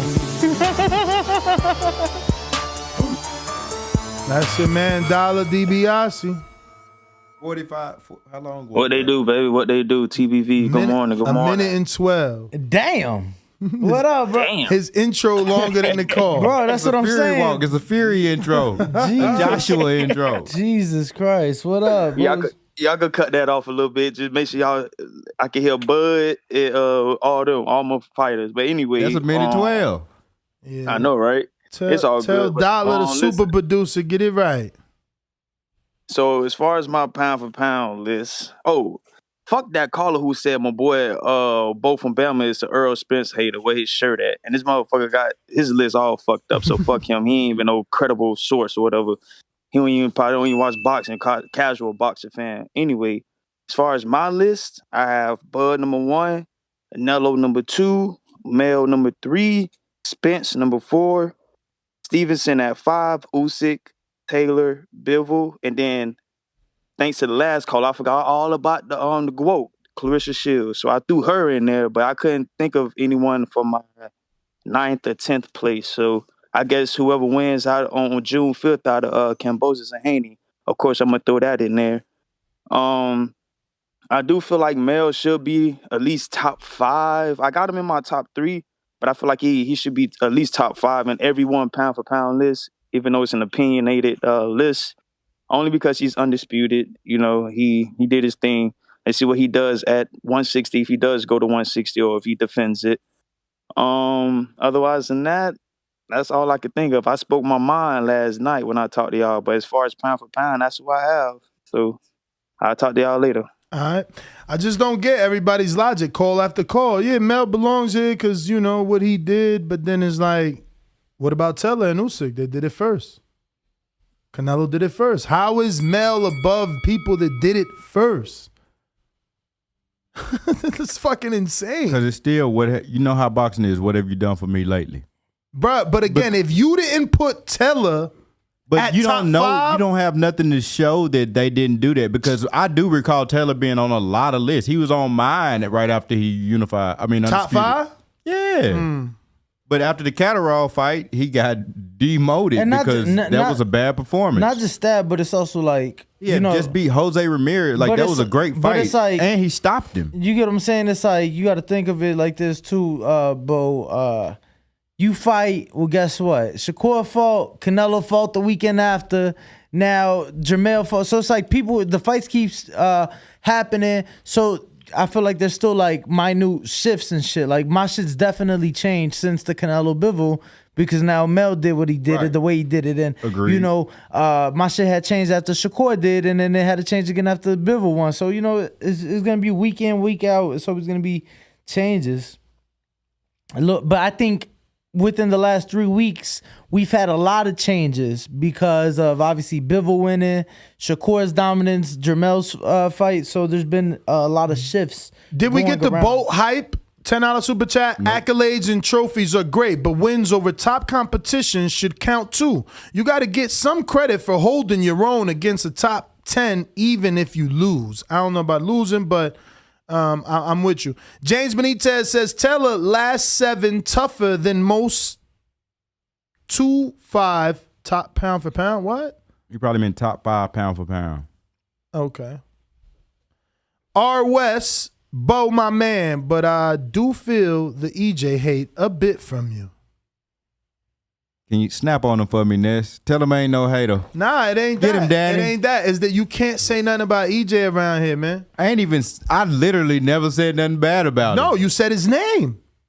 They gonna interpret it any which way they want because you said his name. You can't say his name. Tell me something I said bad about him and I might consider myself a hater. But in the meantime, like, I ain't talking to you, I'm talking to them. Like, I'm not a hater. I haven't hated on him at all. I just didn't put him as high on the list of pound for pound in the top 5 as y'all did. Mm-hmm. Rodden A70 says Terrence Crawford, Errol Spence, Usyk, Jermell Charlo. Inoue. Okay, yeah. Jermell Charlo, Nello, Better Beef, Bivol, Shakur, Tank. Yo, where's the logic? So Usyk is a 2-division champ, 2-time unified, 1-time undisputed, but he's number 3. But Errol is just unified. So where's the logic? Because at least there's some, you know, the issue is Errol being in the middle of the 2 guys that actually undisputed and are actually moved up and have actually been unified in 2 different divisions. Like, that's the skew in his logic. Charlo got to be higher than Errol due to the fact that he actually stopped the opponents on the way. And he did what Errol wants to do. Yeah. They literally are fucking putting Errol ahead of Jermell, who already did what Errol wants to do. I can't see the logic in this. But you're a hater for that. You're a hater because you don't see that logic. No, that there is Even no though logic. Errol said that Jermell is higher as well, exactly. You a hater because you don't agree with what Errol didn't say. Mm-hmm. James Benitez with the $5 super chat said drug cheats should never be in a pound for pound. So number 1 is Bud, number 2 is Usyk, number 3 is Taylor, number 4 is Spence, and 5 Charlo. Guys who cheat the sport like Nello shouldn't be praised.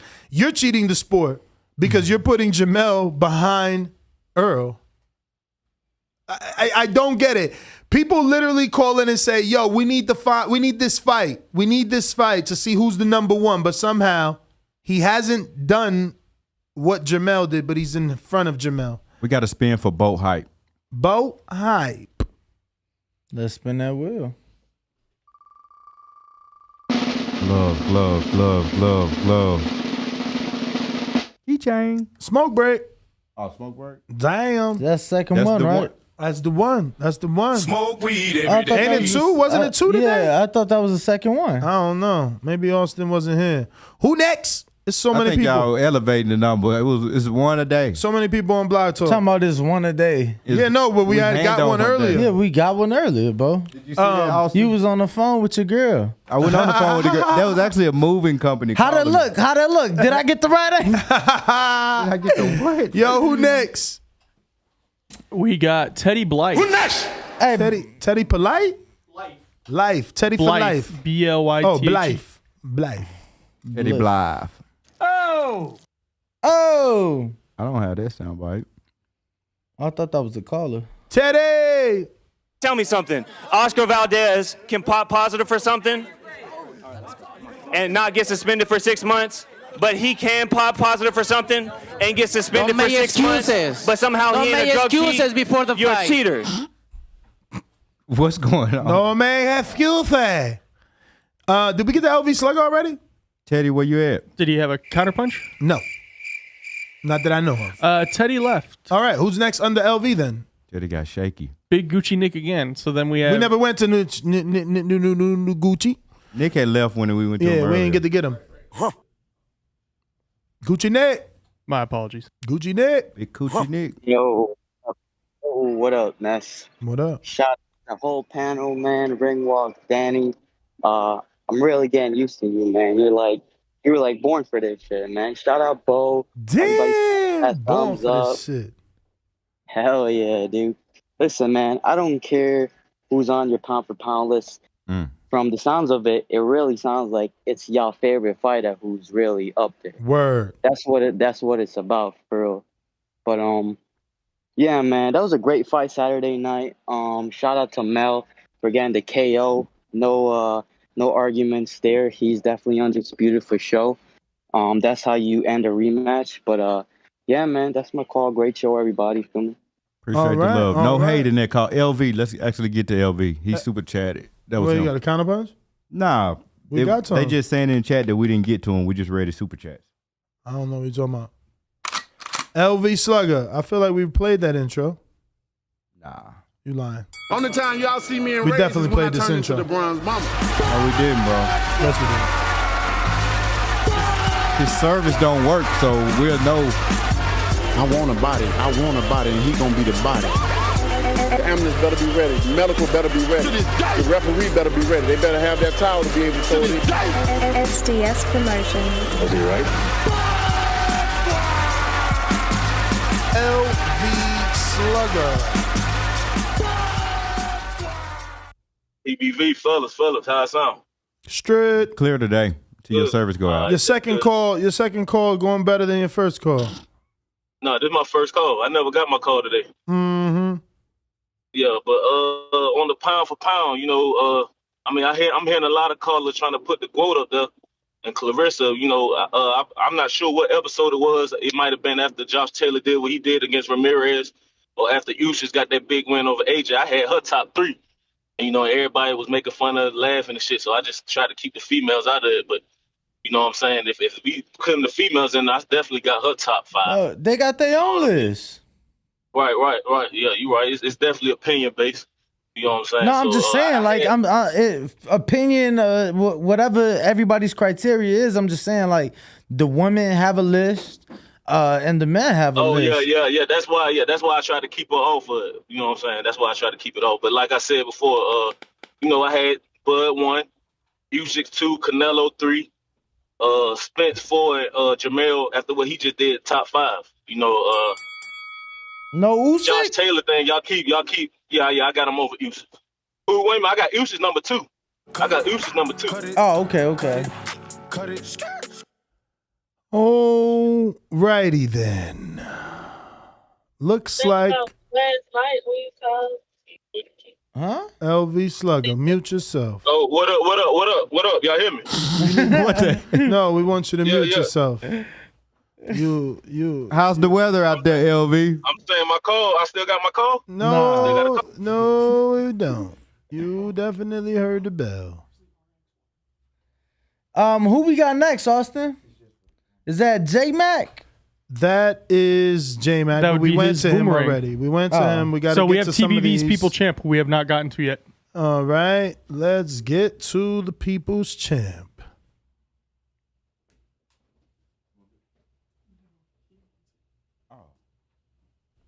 Y'all want me to cook or no intro today? Let me know. Yeah, man. The intro fell. Bo dropped the ball. Fuck it. So, yeah. I just cooked.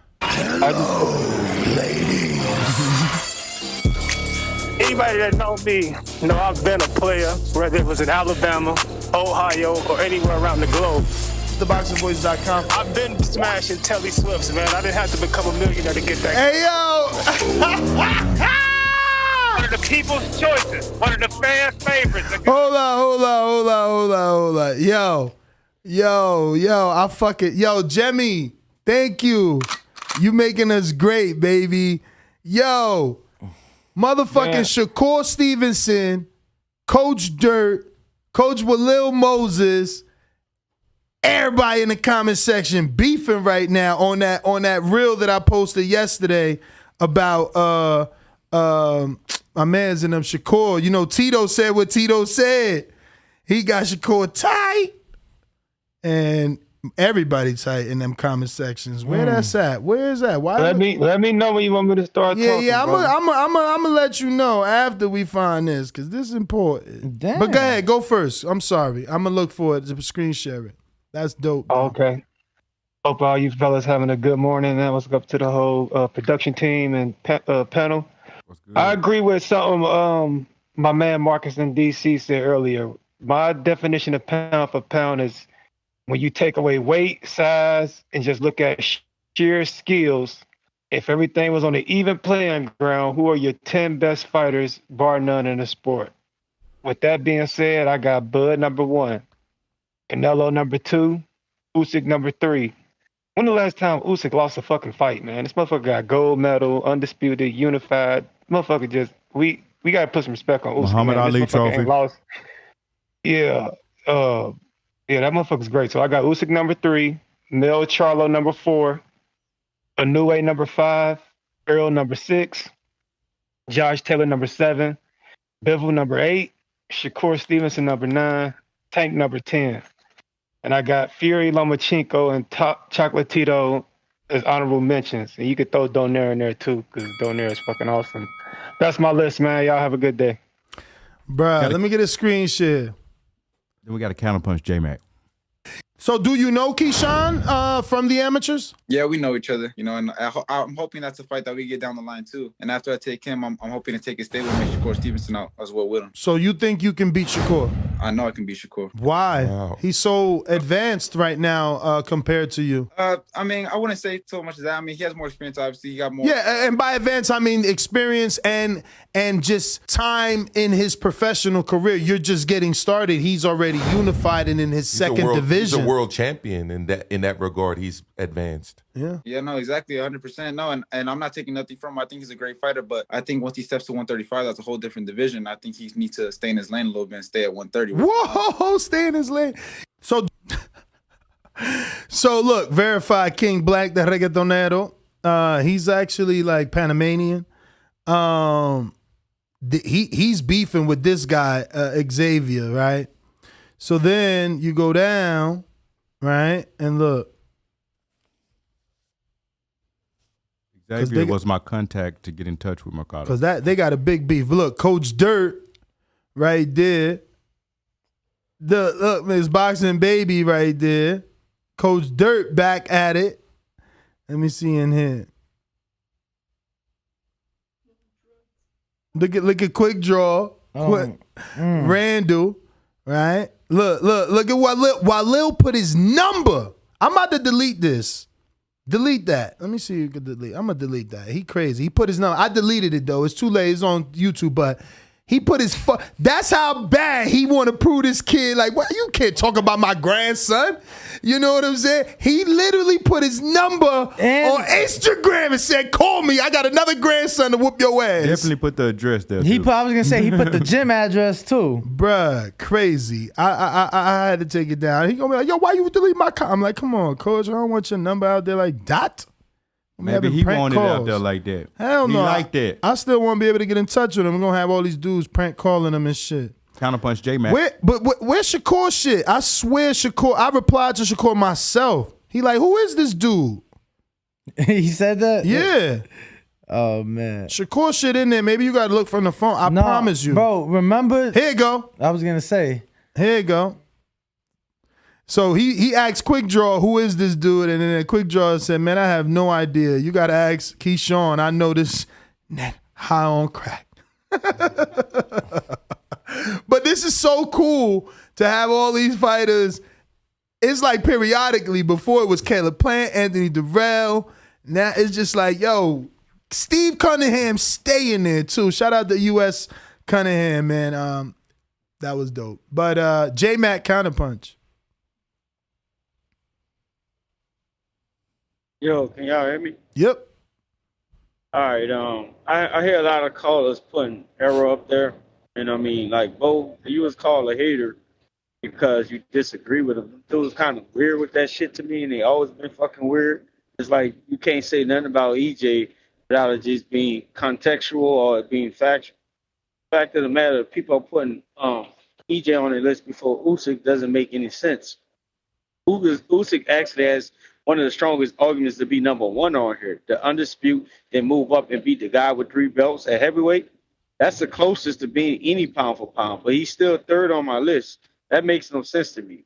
You got to give Usyk his just due. He does deserve to be at the top or at least be mentioned amongst the top. Like I said, I got Bud, Canelo, Usyk, Inoue at number 4, and I got Clarissa at number 5. When there was reason why I put Clarissa there, when I'm looking at the 5th person, it's kind of hard to put a person there. And the reason why I say Jermell has the strongest argument. Let me get another one. Let me get another one. Go for it. All right. The reason why I say Jermell has the strongest case, because when I look at his skills and him moving up around 154, 160, possibly 168, I can see that skill set holding his own. Now, will he do it? I don't know, but I don't have him on my top 5. I just say he has a really strong argument. And anybody putting Spence over Jermall, who just undisputed, makes no sense to me as well neither. Because the better argument is Jermell is knocking these dudes out and undisputed weight class. And Spence, let's just take a back seat. We're going to see how he feel after Bud knock his fucking ass out anyway and see if y'all still want to put him on the pound for pound list. That's my comment. All right. LV oh, this is amazing. Yo, so my other reel, and by my, I mean Jemmy, with Devin Haney. Remember the one with Deontay Brown? Is it Devontae? What was his name? Deontay. Deontay Brown. I actually watched one of his fights. He could fight? He fight like Sugar Ray. Like, I mean, the level of competition well, is the same, let me tell you, he literally just let his hands go. Let me pull that one up because fast. that one got Devin out the bed. It's getting crazy on TBV's IG. I'm letting you know right now. This one got Devin out the bed. Hey, give me a screen share. It's Devin's problems. A boxer. A boxer? Yeah. Wait, so you think the way to beat Devin Haney is to outbox him? Outbox him, 100%. Outbox the boxer? 100%. Took him out of his comfort zone, made him come, and, you know, he got frustrated or whatever. What is a style that you think gives Devin problems? So look at Devin right there. I almost knocked him out. He was out on his feet. Bones Adams stopped the sparring. I have the video. And he put the smoke emoji. Smoke out his nose, like frustrated emoji, like, oh, let's get it. Let's get it. So 2 replies. Let's see who replied. You hit the snap box and check the engine light came on. Okay. So he didn't reply back. But he probably took this as a win. Let's be real. He 15-0. He ain't even got a regional. And Devin in the comment section. Look who else did. Barack the Bully. Outbox Haney.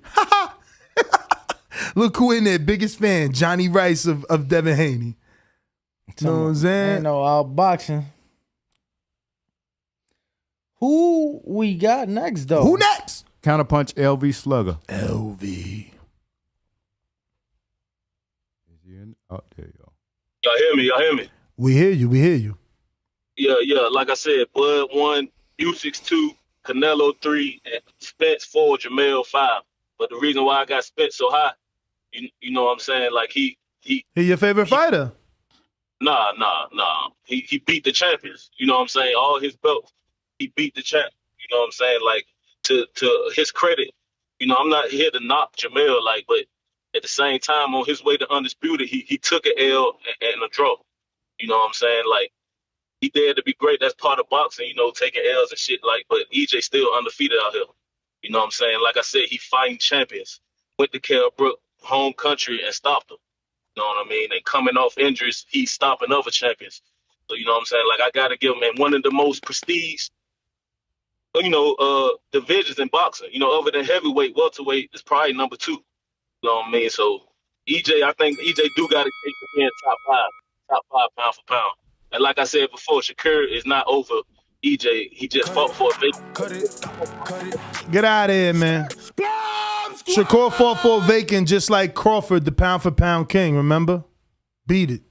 Make your logic make sense, man. Trying to discredit Shakur but not discredit Crawford. It's just silly. Ladies and gentlemen, I'd like to introduce to you a young fella, and he comes from the Magnolia.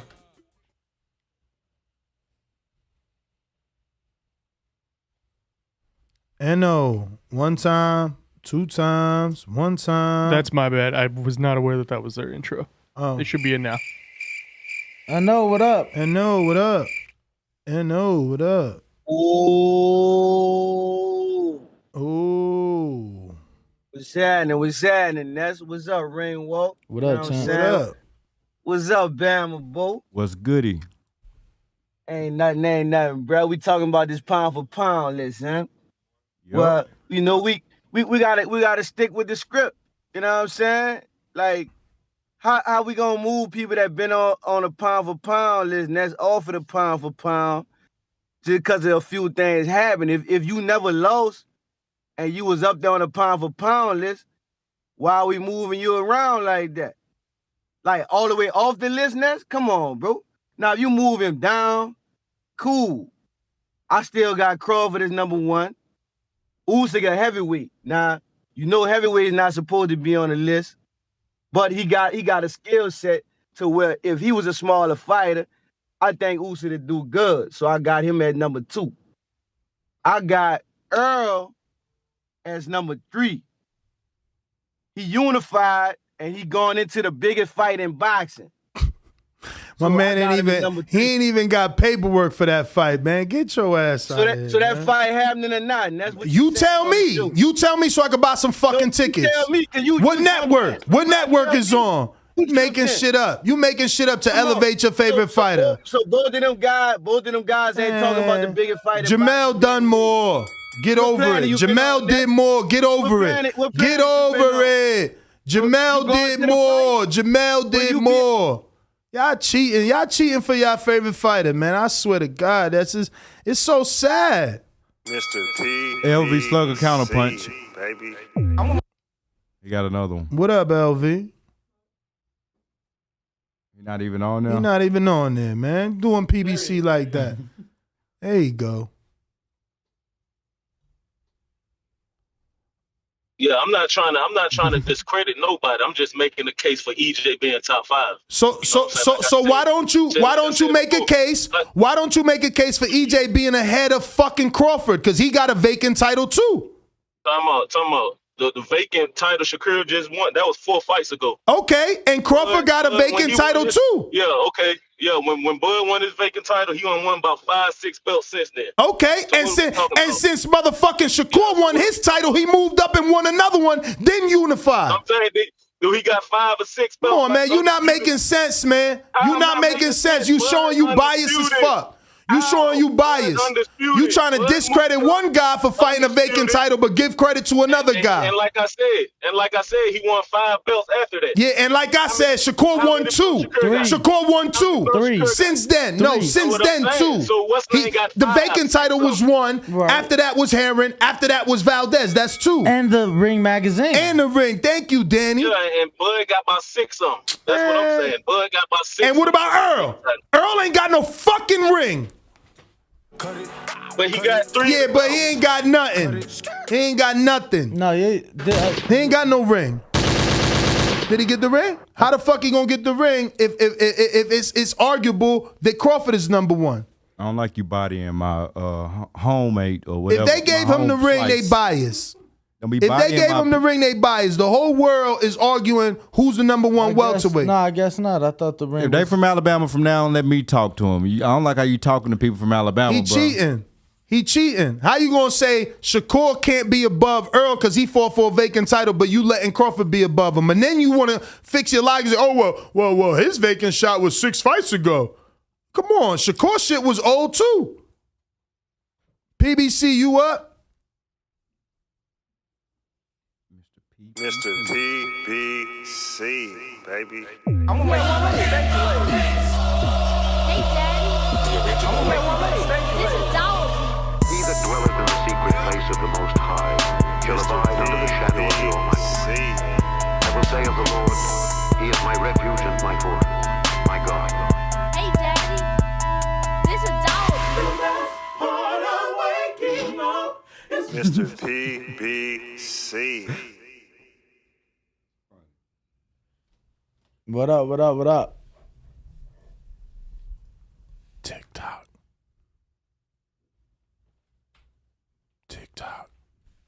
Mr. PBC, we gonna come back to you. Who we got? Is that Coach JT next? That is. So interesting that you come across like a nice guy, but you're really a piece of shit. Hey, with that comment. Come on. That was a piece of fuck you. That was a piece of shit. You know, we're doing live TV. Man, I don't care. What you gonna do about it? I'm killing this mother. Why do you have to talk like that? Well, I'm talking to you the way I want to talk to you. You have a problem? Turn off your station. Yo, Ryan's mom is in the comment section talking about Shakur beats Devin. Ryan Garcia's mom. Yo, that's hilarious, yo.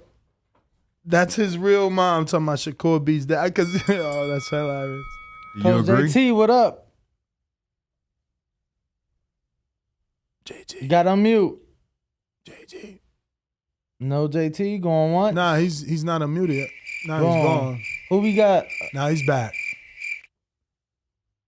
Got on mute. You got unmute. He must be driving. You got unmute. All right. Who we got next, Austin? Who we got next? We have Teddy Blythe back again. We can try him again. Teddy Blythe. Man, Teddy Blythe gonna run when he see the. Teddy Blythe. Or is he the one that said I was a hater? Maybe. Nah, he ain't getting the call.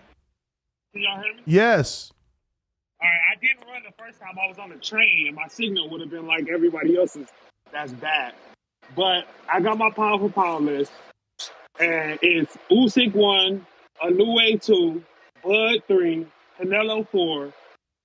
Mel, I have to move Mel up because of how dominant he was in the fight. So Mel 5, Spence 6, Fulton 7, Chocolatito 8, Loma 9, and Shakur 10. Sound logical. And y'all gotta chill on Spence. He got 8 former world champions on his resume. Like, how many of y'all fighters got 8 former world champions on their resume? Like, y'all gotta chill. That's all I got, though. Bruh, knock it off. We ain't counting formers, man. And people ain't counting Spence out either. They just saying he not in front of Jermell. Is Bruh, literally we the counting argument. formers. Danny beat Nate Campbell, Kendall Holt. Like that's what we doing these days? We just counting formers? Because Canelo beat Mosley. Like what the fuck are we doing? Everybody counts formers. Really? Come on now. I ain't know. I ain't know that was a thing. Ask Floyd how many world champions he's beat. I ain't know. Canelo was counting currents, He'll man. tell you 24 world champions. I thought it was 24. 16 consecutive. I seen Canelo fighting currents. But who next? Bringing Coach JT I back mean, in. 24 if you can. Mosley was far from a current win. That's what I'm saying. Yeah. That's what I'm It's saying. 24 if you but include he a was UFC fighting champion. currents. Yeah, can you hear me? We hear you. Yeah, what up, everybody? My top 5, I have Errol Spence, Terrence Crawford at number 2. I put Usyk at number 3. Got Gervonta Davis at number 4. And Shakur Stevenson at number 5. That's my top 5. I don't care to argue it. That's how I see it. Like everybody else, pound for pound list is all different on their opinions, how they view the pound for pound. But that's my top 5. And if I had to go for number 6, I'll put Carissa Shields.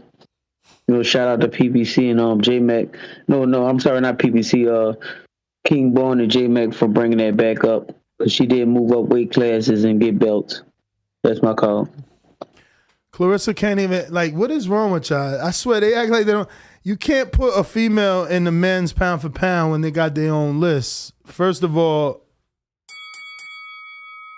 the definition of pound for pound is if she was in that division, how would she do? How would she do fighting a man with no power? How is she pound for pound? I mean, bro, we talking about shit that can't even get sanctioned. Exactly, because it has its own list. Like the dudes that are putting a female in the men's list when they won't be sanctioned by any commission, any state, any fucking country is just weird. Super weird. And then having Errol at number 1 because he's got 3 belts, but Usyk is number 3 who has 8? Jesus Christ. Hold on. We got Counterpunch, J-Mac. Yo, can y'all hear me? Mm-hmm. Oh my God, Spence at number 1. I don't just want to go with that, but hey, shout out to him. But I did agree. I don't agree with that though. I agree with my brother again. Man, y'all. Hey, first of all, pound for pound list is not something real. I think people can put whatever they want to put on their list, but have some type of contextual lines to it. It's just like when you put these dudes up here that you want to be your favorite fighter, I get it, but we all fans at anything, and that's why it's so different. But I don't agree with y'all saying we can't put Clarissa on the list. We can put who the fuck we want to put on the list. You can put whoever you want to put on your list, and we can put in. Clarissa actually does have the attributes and the accolades to have a strong opinion. When you look around for as dominant fighters in the sport, that's why I put my list. And I'm not saying my list again. I said it already. But Clarissa definitely has a strong opinion. I think she could be mixed in with some of these dudes because she has accomplished more than some of these men in the weight division, and they all in a sport of boxing. There's a reason that women aren't in. There's a reason this isn't a unisex sport, man. The fact that you guys are now trying to argue a logic that she could be in the males pound for pound is just pretty weird. Who's next?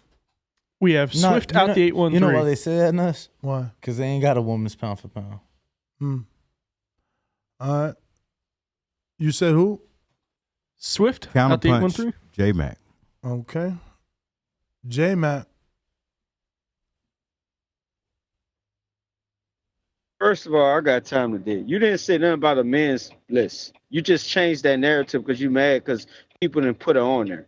Now you changing and moving the goalposts. That's the only time the goalposts have actually been moved. You didn't say it was a man's counterpunch. You said a pound for pound list. So on a pound for pound list, you rate pound for pound talent in the sport of boxing. You didn't say it was women's or men's. Clarissa has a strong case. She has accomplished more than some of these men that we're arguing for right now on here. You didn't say it was a men's or a woman's. You got to sit up here and stop changing your narratives. But let me get you wake up and want all again, just switch it up like you change your draws every fucking day, like you act like a chick on here. I get tired of the back and forth. You don't hold no consistency. You always change up your argument just to win or try to lose an argument, which don't make no fucking sense. Clarissa belong on a pound for pound list, whether you want to accept it or not. You didn't say men's pound for pound list. She's on my pound for pound list.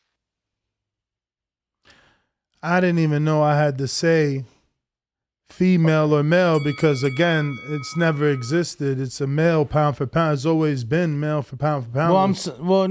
They got both, but it's like any list is only men. Only men or only women. It's never. That's what I'm saying. So, like, He's talking about I'm changing the goalposts. Dog, we go find the person that created pound for pound and never put women in it and tell them they're changing the goalposts. You sound crazy.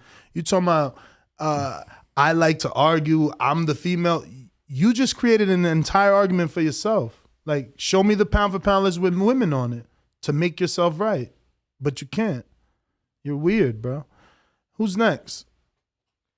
Swift out the 813. Yeah, I think we need to add that to like the criteria. Must be the same gender. No, because again, one of the things is if Roman was Triple G's weight class, how would Roman do? So if Clarissa was in Earl's weight class, how would she do versus Earl? Since you want to put her in this list. Go ahead, bro, Swift. Y'all hear me? Yeah. All right, let me know when I cut out. Y'all come back to me if I cut out. Y'all know I got bad signal. You good. Bad. Yeah, man, I just want to first off, you know what I'm saying, put another congratulations out to Charlo. And I really don't appreciate all this hating on Shakur we doing today. When the fact of the matter is Shakur and Errol got the same amount of belts, but Shakur's got his in 2 different divisions. You know what I'm saying? So we got to stop all that. Pound for pound, going to go like this. Crawford, Usyk, still got Canelo, and I got a new way, but I gotta put Charlo up there at 5, and I'm bringing Shakur down to 6. I ain't going no further than that because after that it just starts arguing some bullshit. That's my top 6 right there, man. We're gonna keep it an even number. You know what I'm saying? Don't argue with me, argue with your baby mama. You know what I'm saying? And check this other thing out. Listen, fellas. Spence ain't up there. Spence is not up there. It's not it. Top 5, no. I got a sound alarm for J-Mac, who did have 4 back-to-back counter punches. Back-to-back. You sure it was 4? That's what he said. He said he counter punched 4 times. I You ain't finna get me jump. Know what I'm saying? The man say he did 4. I know he a man of his word. He got plenty of money because he been spending for years. I'ma sound the alarm. Up next looks like David Maldonado. Listen, Vegas don't know nothing. The world don't know nothing. Only I know everything. We did it first, and we motivate even the greats. Oh, what a big shot by Lopez! I told everybody. TheBoxingVoice.com. What he done to the boxing world to be #1 in the junior weight division. SDS Promotions.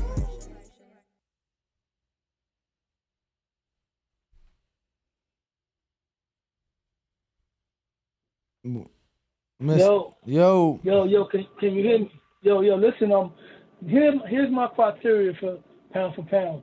I go based on resume, accomplishments, skill set, level of dominance, and current momentum. Here's my list without being biased. Number 1, I got Terrence Crawford. Number 2, I got Usyk. Number 3, I got Canelo.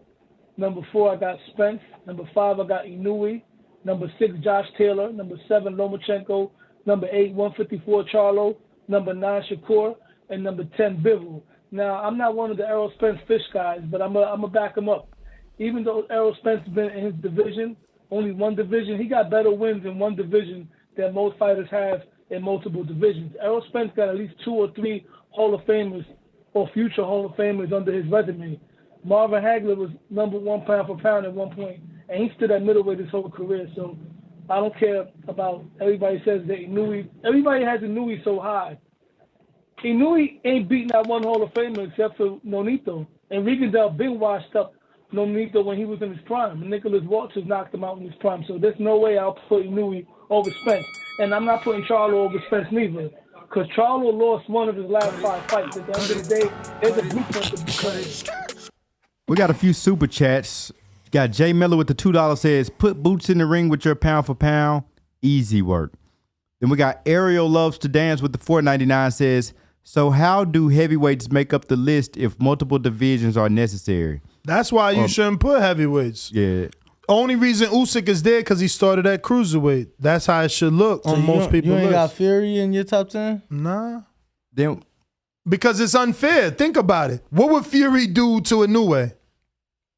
Exactly. And if you look back on the So list, why that we even fucking JP putting him sent, there? They did have Muhammad Ali on the pound for pound number 1 on multiple years on the list that JP sent. Yeah, I mean, listen, there's in the a lot 70s. There's a lot of things from the 70s that have changed. Right. I agree.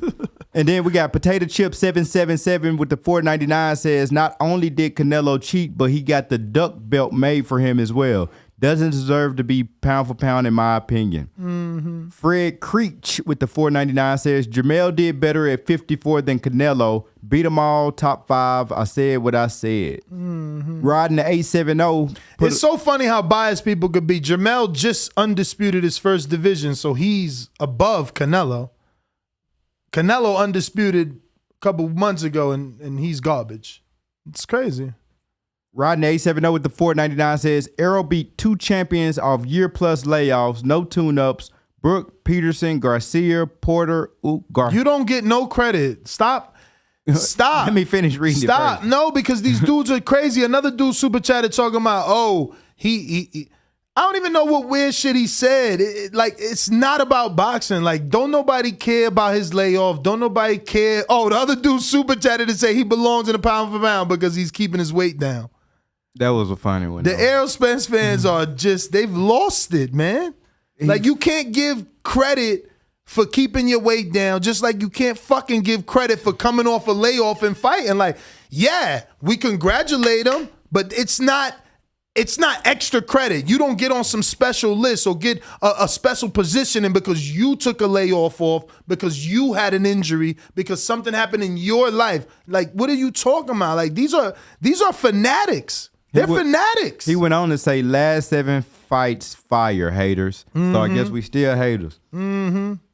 And Candy Slim 501 with the $2 super chat says, Canelo got a vacant, but that's not mentioned. And the Gunno chemist. You mean AJ got a vacant that's not mentioned? A lot of people got vacants that's not Crawford's is not mentioned? The Gunno chemist says, laughing emoji, yo, you guys made me a fan today. Subscribed. That's what I'm talking about. High and Low Sports Centrum says the boxing voice is more. And New York Bullet says, in my opinion, pound for pound should be how many weight classes you moved up and how many champs you took the belt from. No vacants, no former champs. What do you think? I don't know, man. Obviously, it's to each his own on these lists. Oscar. What up, Oscar? What's up, Max? What's up, Danny? What up?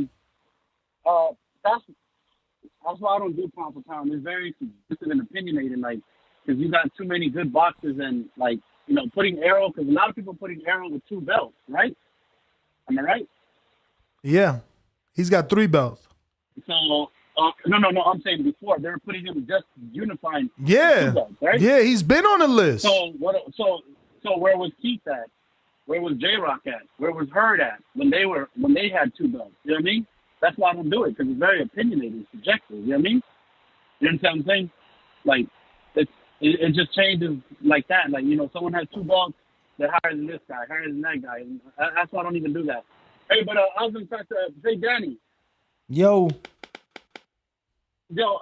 hopefully you remember, man. But when I was telling you yesterday, you were gonna say something. I cut you off. I didn't mean to cut you off, but you said when I said Charlo was acting like that, how when Deontay didn't want to give Fury props, you were gonna say something, man. I really hope you remember. But shout out to all my sanitation workers out there.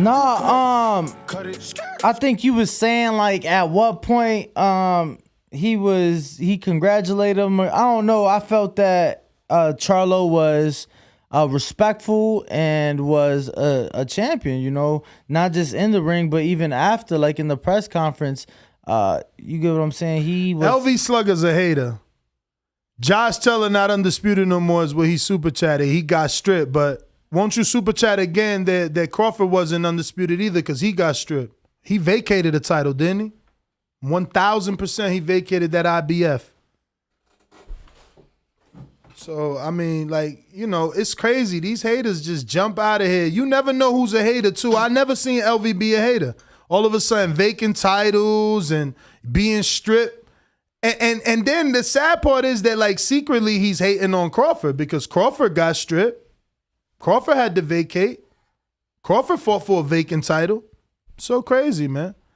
We got B-Dog with $2 super chat says, Loma not a champion, still pound for pound. Yeah, not top 5.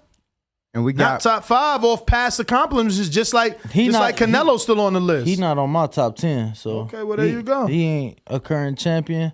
He's not coming off of a championship fight. So I mean, he's coming off a championship caliber fights to me. Nakatani and Kome, one is a former world champion, you know, and he's still a smaller dude in a bigger division, still showing you that he could bang with the bigger dudes. Because, like, many thought after the loss he would go back down, and then he's like, nah, I'm staying here. You know, and there's only rumors of big fights with Loma. Like, he got pound for pound mentality. But I get you. Ain't no disrespect taking him off without a belt. And we got High and Low Sports Central with another $2 super chat. Says, the boxing voice is made. All right. JT got a counterpunch. JT, what up?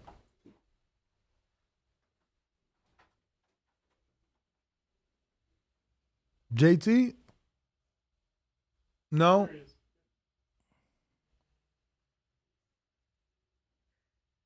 Yeah, can y'all hear me? Yes, sir. What's going on, Nez? You been extra sensitive since Canelo lost, man. You ain't letting Bo read the kind of punching people not the kind of punch people paying super chats for.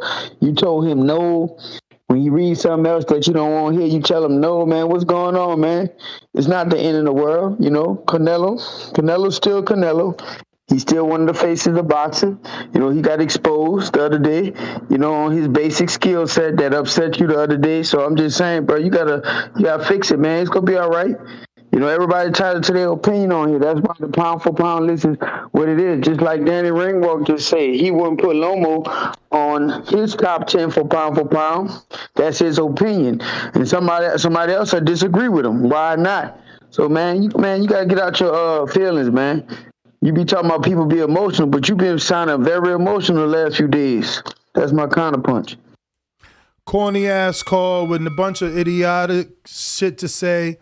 I haven't mentioned Canelo. Someone else mentioned Canelo. I haven't fought for a spot for Canelo. I've been campaigning and championing for Shakur. So you just continue to show your obsession with Canelo. You had to bring him up. You want to bring him up. You can't call in to talk about what Jermell has done and how great that is. You have to talk about Canelo. Somehow you think it bothers me. I don't know how, but that's the problem. You guys don't show up for your favorite fighter. That's why analytically, Charlos do horrible. That's why on Showtime they can't crack over 370 because you guys only spend your energy to hate on Canelo versus congratulating the undisputed champ. You see, your mentality is so ass backwards that 90% of you have Errol in front of the undisputed champ because, again, you don't know how to celebrate. You only know how to tear down and hate. That's why LV Slugger is tearing down and hating on Shakur, calling him a vacant titleist. This is what y'all do. Y'all don't know how to build up. Latinos, we build up Canelo. That's why he's big as fuck. Why so serious? You're up. Why so serious? Y'all mad. Call again, fams. You ain't got no connection. Whatever that is. You in the aquarium. You probably got a Bluetooth that is more like a shit tooth. How about now? You know it. Shit tooth disconnected. All right, great. Thanks for the show, Ness. So first, Ness, you still in my argument, champ. You know I sent that super chat like a week ago saying Shakur, Devin, and Jermell being over Errol. But it's cool. I appreciate you keeping that going. Devin? But what Dev, if he beat Cambosis, he's undisputed. Here you go. You another one of these if he beat winner of. Like, Okay, get the and fuck that's out of here and fine. let them You don't have to put Dev accomplishment. there, but Shakur and Jermell should definitely be over Errol. Period. Jermell who? Okay. Oh yeah. Jermell, I'm arguing Yeah. that. I'm arguing that. Which is what you're arguing, but I super chatted that like 2 weeks ago. But I agree with you that Bivol beat the boss, so he should be ranked. The only reason why I don't put him like top 3 is because he wasn't ranked prior. But I do think he's like top 5 or 6 since he beat Canelo. The only reason why he's like number 1 or 2 is because he wasn't ranked prior. And before I go, Bo, you do be hating on Errol Spence, and I'm gonna give you a hater. Reason why. You a hater. And I'm gonna give you a reason why. I ain't going for that no more. I ain't going for that no more. Right, but I'm about to. I'm done. I don't even want to hear it. I ain't Ness. I ain't finna go back and forth for nothing. I got the mic and I ain't going for it. I ain't going for it. I ain't no hater. Let me give a counterpunch, Ness. You a hater. Counterpunch. You a hater. I ain't no hater. Damn, bro, you worse than that. Leave me alone with it, bro. I ain't no hater. I like Spence. I don't want to hear that. I don't want to hear that. I ain't bothered nobody. I ain't said nothing about Spence. I ain't said nothing about nobody. You a hater. Y'all really done it. You want me to ride Spence like you ride Spence? I ain't riding him. I got my own fighters.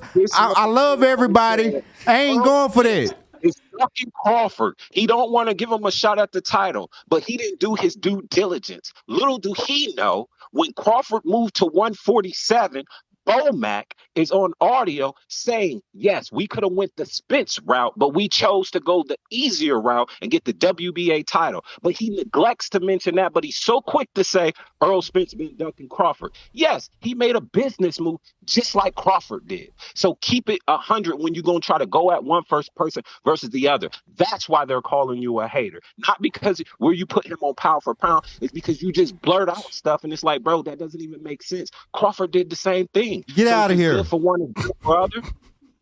Yeah, that's what I thought. So just let me know how much I owe you. I tried to send you a cash app to the Boxing Voice, but it's still pending. But yeah, that's why that dude's a hater, because what's good for one ain't good for the other. Really? It's pending? Because I got cash apps on it. Do you got to accept it? No. Because sometimes when it says that, you have to accept the payment. It's a counterpunch from J-Mac, by the way. Go ahead, J-Mac. JP, you mean? Bo? It's a J-Mac. Where it's from J-Mac in my message. Because I see one from JP. Mm-hmm. Yeah, Mm-hmm. Jonathan Sims. At least he keep it consistent with the same. That's who that was? Jonathan Sims. Always with that same whack-ass narrative. I just want to tackle the part where he said, Bomac said, we took the easy route. First of all, yes, he did. Bud had the belt. He saw the opportunity to move up and fight Pacquiao for the WBO. So he used that as the easy route, and that's what his reference was. So I don't see what's the distinguish for us when he could have took the Errol route. First of all, signed with Top Rank, you go with the fighter where you think you can make the fight easiest. Maybe that's the easy, what he meant by easy. Just like when Errol said, why don't we go the easy route and fight the other guys that they were signed on the same network? So I don't get the point of bringing that up or trying to make it the point of like somebody avoid it. I don't know if that was Jonathan Sims, what he was trying to say. But, man, look, man, keep your cool with these dudes, man. Like I said, Errol fans are fucking retarded. They get on here and argue the same shit over and over. I can't wait to Bud stop his ass and knock him the fuck out. We ain't talking about nobody's pound for pound list. He caught me off guard with that one, J-Mac. I ain't know. I was over here, you know what I'm saying, building the raffle. I had stepped out, came back in, minding my business, trying to help with giving away stuff, you know what I'm saying? And all of a sudden, Bo a hater again. Bro, I ain't said nothing about that man. I ain't got nothing bad to say about that man. I salute him. I congratulate him. I think he's super strong, in and out of the ring. I ain't got no hate for it. Leave it alone. Leave me alone. Continue. You know you only making them come at you more. I know. That's what I hate. Somebody I'm say done leave with me it. alone, I'm done with they it. coming for you. I'm done with it. Let's see here. Looking like this is a new caller in Boston. What up? Hey, this is Benitez Boxing. Benitez Boxing. What's the word, Nez? Yo, guys, man, just big shout out to you guys for having the show, man. I look forward to listening to you guys every morning on the way to work, man. So my thing is, I don't think it's crazy to think that Spence and Crawford aren't close on the pound for pound list, because Spence's resume at 47 is a lot better than Terrence, even though he's he was undisputed at another weight division, but his last few fights ain't really been nothing crazy compared to Spence. I think Usyk could be number one, number two. Like you said, Bivol beat the man, so he should be the man. But his accomplishment levels ain't compared to these other dudes. I can't really put nobody 1, 2, 3, or 4, or 5, but they definitely all in the top 10, man. Like even Shakur. I think that the winner of the Devin and the Kambosos fight can be in the top 10 as well. But the dudes that take a L should either be off the list or at least move down in the list. That's my call.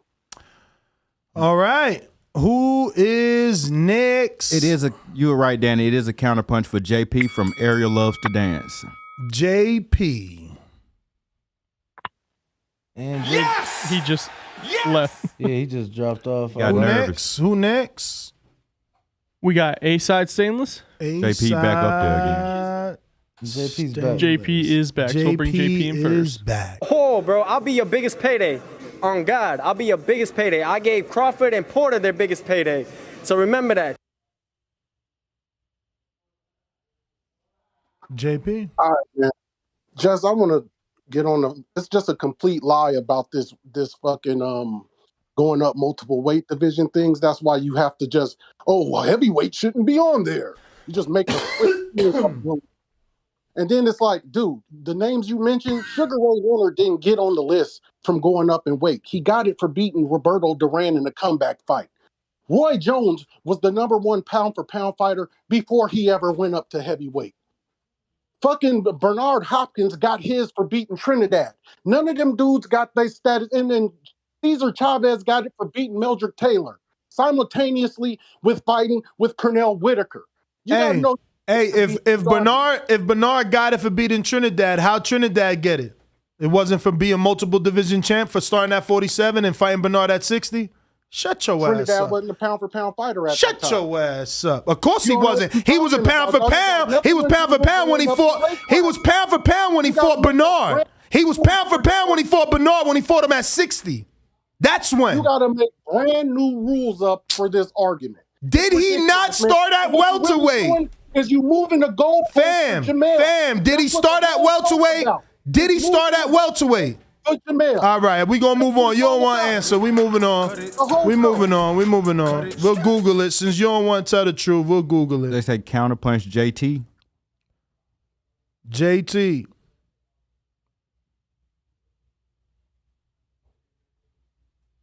Yeah, can you hear me? Mm-hmm. What up, Ness?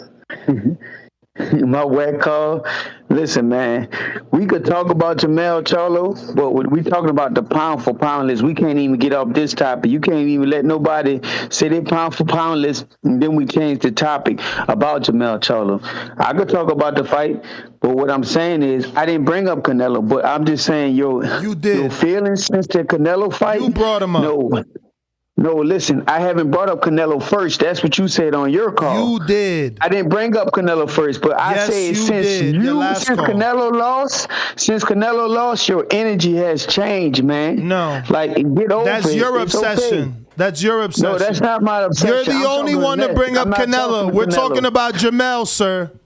We're talking about Jermell. The title says, where does Jermell rank? Okay, all right. Well, he don't rank in my my top 5, but so then you don't need to call in. Then you good. Right, you said your call. Hold on, you want to call in a third time to talk about Canelo?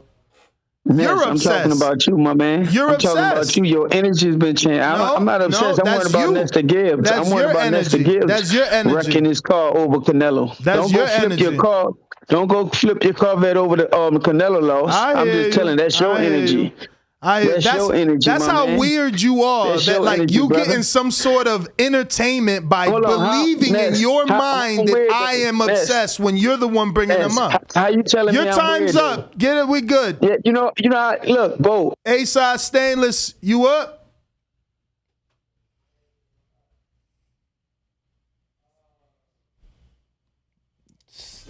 Red belt, black belt, WO and green. I'm king. Undisputed GOAT, TBE. And you can catch the news first on TBV. Voice of the people now let me speak. Scientists of the sweet, BOXING.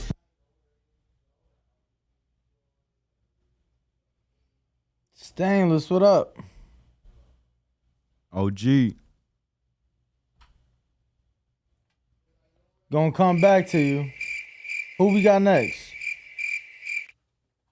We got Stone Bone Boxing. Stone Bone.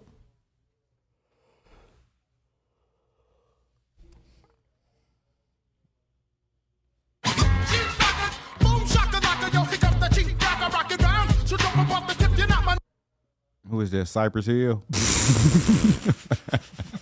Who was that? Older than. Stone Bone. No Stone Bone. Who next? We got some super chats. J Mac got a boomerang. Courtesy of Jordan Baker.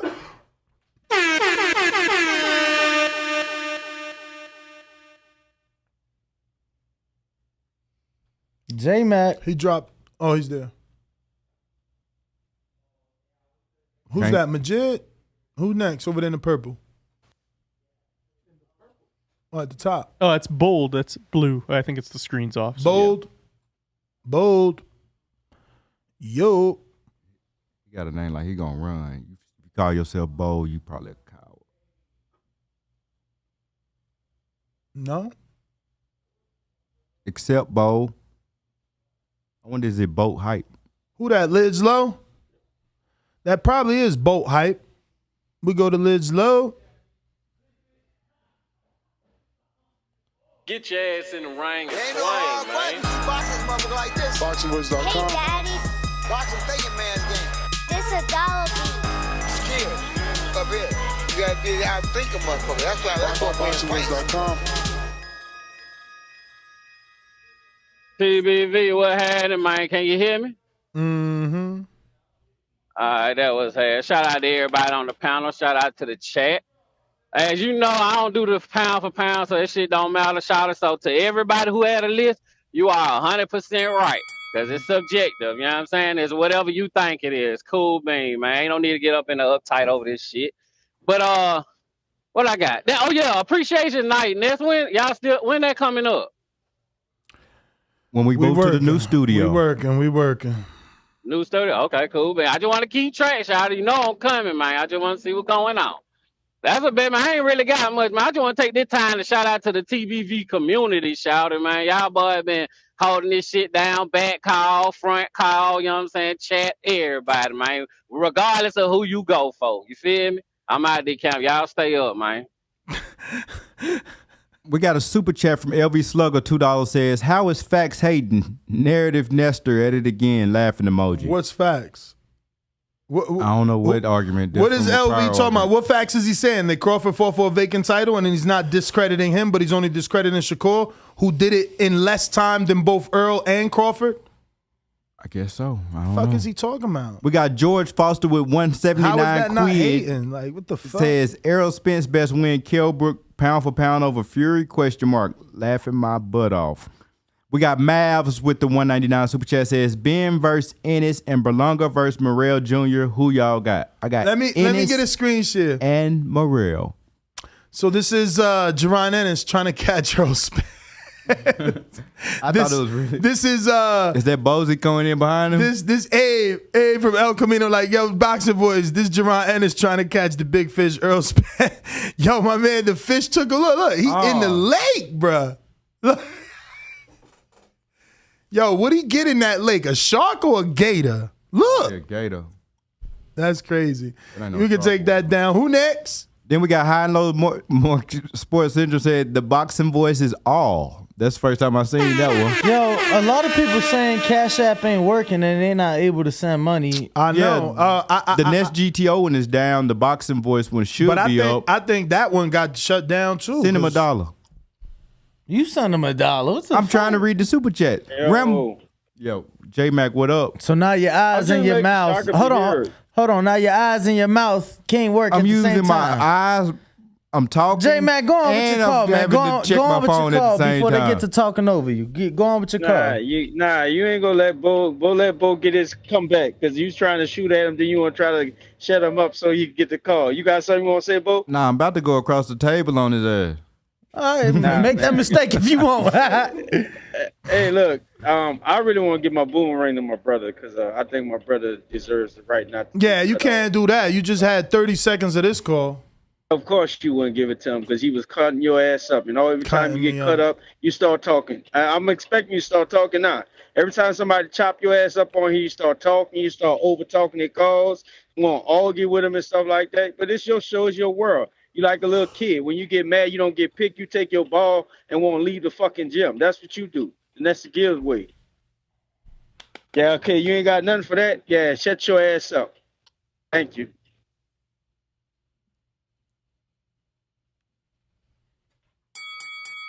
We can go to A-Side Stainless again. Let's go.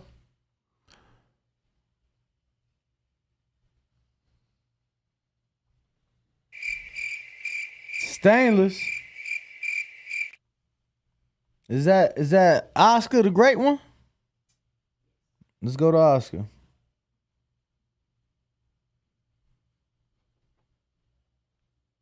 The Great One.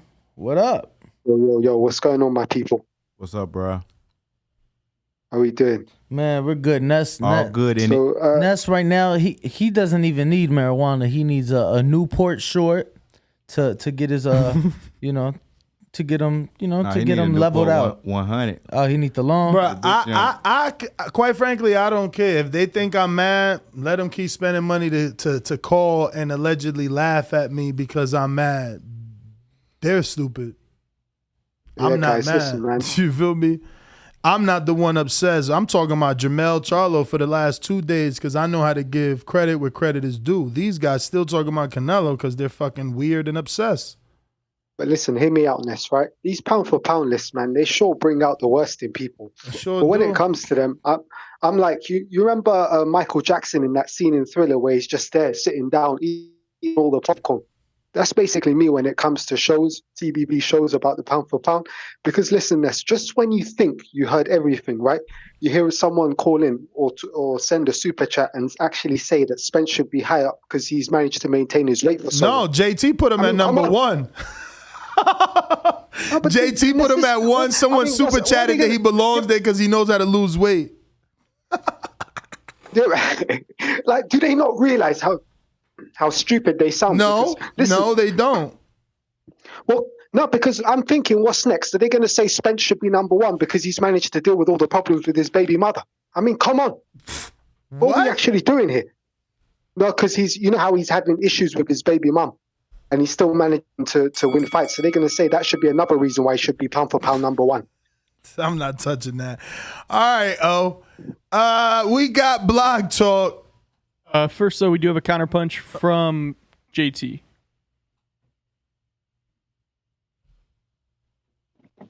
Okay, look, I think I'm gonna need two for this one. Whatever that last caller said was weird as hell because nobody ain't bring up nothing about baby mama. That just show you how the negative always try to come out on the black side of the fighter and stuff like that. So, but back to my call back with you, Ness, let's get this clear. That last counterpunch that I was supposed to pay for, I got overtalked the whole entire time, and I got to pay for that. You don't have to pay for anything you don't want, champ. No.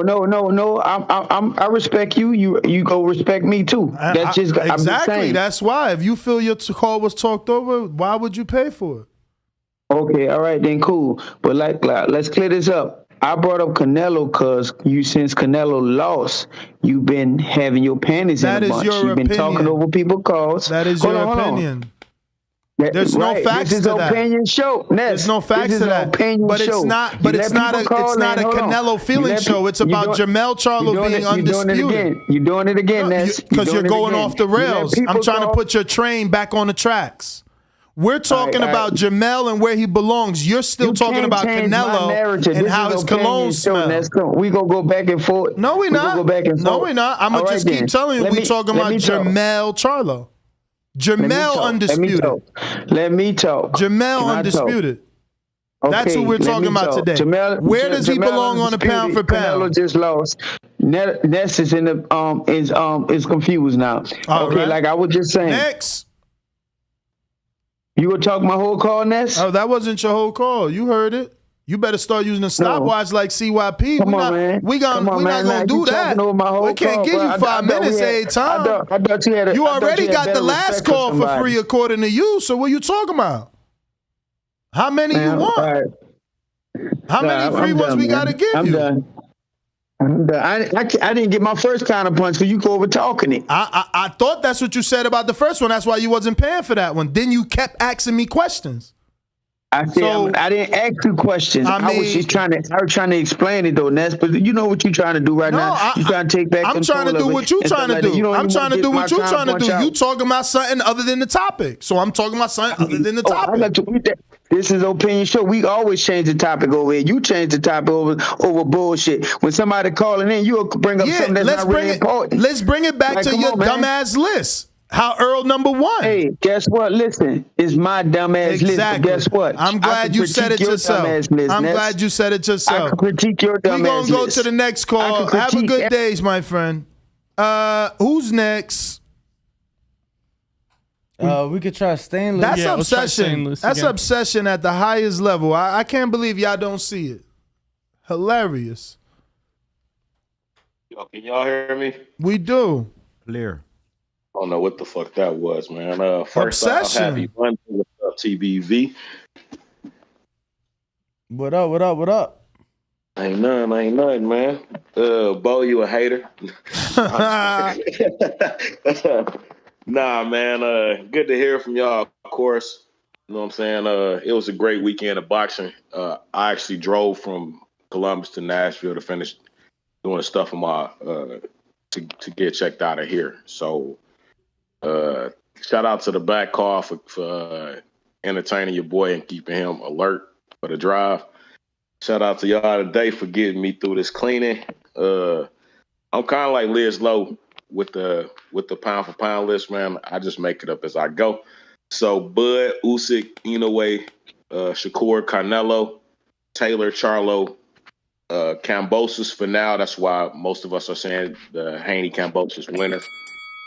Errol, Bivol, and Loma. Bivol knocked Loma out of position for me. As I always say, please make sure you push the thumbs up. Share this in every episode of the Boxing Voice podcast. This is TBV for life. And if you ain't on Patreon, that's because you a pendejo. Shout out to El Camino. Peace. Appreciate it. Shout out to Abe. Shout out to El Camino. We got... Shout out to Nestor. This is a new caller. Nope. Riding 870. Hey, what up, Ness? What up? Hey, man, I just wanted to call in. I normally don't call in, just super chat you to support the show. But you got some crazy-ass people calling me in today acting like, I get you guys saying Errol ain't number 1 or number 2.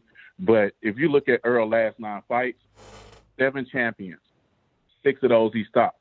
2 of the 3 that he didn't stop, he dominated into submission where they just went into survival mode halfway through the fight, which are the 2 Garcias.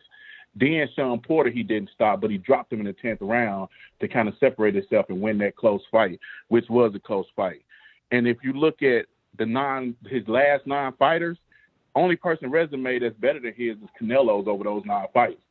And even the 2 guys that I consider not really, that weren't champions on his resume, Bundu, who had 1 loss when Errol fought him in his 20th fight, only lost to Keith Thurman. And then Ocampo, since he lost to Errol, he's 12-0 at 154. Now, I don't know if he's fighting tomato cans or something like that, but, he's fucking 12-0. He's still winning. So when you look at Errol, these are facts. I don't give a damn about emotions and all that stuff. I only care about facts. So I'm spitting to you facts. That's the reason he's number 2 on my list. And I don't like putting heavyweights up there, although I got... Get him out of here. What in the fuck is he talking about? Did Jonathan Sims get both his How he think he could say it with a bass in his voice and make it... Man, Errol is not number 2, man. Errol ain't number 2. What the fuck? Y'all out here giving... Yo, so then are we counting Mosley for Canelo too? Are we fighting fucking Matthew Hatton? Like, what the hell are we doing here, man? Like, dudes going in a bag to make this shit right for their favorite fighter. It's insane to me. Bruh. Jonathan Sims got 2 counterpunches. Who? Jonathan Sims. I don't know if he used one earlier. Why so serious, I think. All right. He sent $10 and say CP boss. Let's go. What up? Yo, hey, okay, so Ness, half of that was for the counterpunch you gave me during my call. So I'll say this before I get to Bo. I know you don't like playing hypotheticals, Ness, but if Dev beat Kambosos, he has to go on the pound for pound list. And as an Errol Spence fan, What if it's a robbery? What if he ain't really beat him? Like, you gotta let the fight happen. Yeah, and that's fair. But if he, all that aside, if he wins straight up, Dev has to be on the pound for pound. And as an Errol Spence fanboy, he is not top 5 pound for pound. I'm sorry, he's not. Who? Top 5 pound Errol, he's not top 5. Pound for pound talent, but he's not pound for pound fighter. He's not. Jermell is ahead of him and a couple of other slew of fighters. You just put Errol in your number 2, man. He ain't 2. He's not number 2. He's not. He's not even top 5. But didn't you just say that? You sound like an Errol Spence hater. You a hater, bro.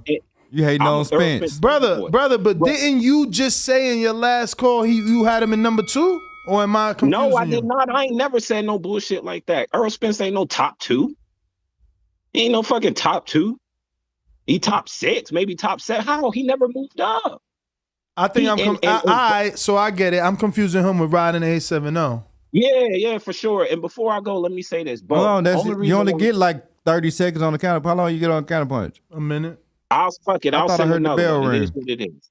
I'll send another one. Let me just clear this up. I agree with J Mac when he called in and said what he said about Bud. Bo, you asked to give an example about how you're quote unquote hating on Spence. And my whole thing was you say Errol is ducking, but Crawford somewhat did the same thing, but you don't consider that ducking for Crawford. I don't think either guy ducked either. All I'm simply saying is you can't call Errol a duck when Crawford essentially did the same thing because Top Rank wanted him to go the WBA route.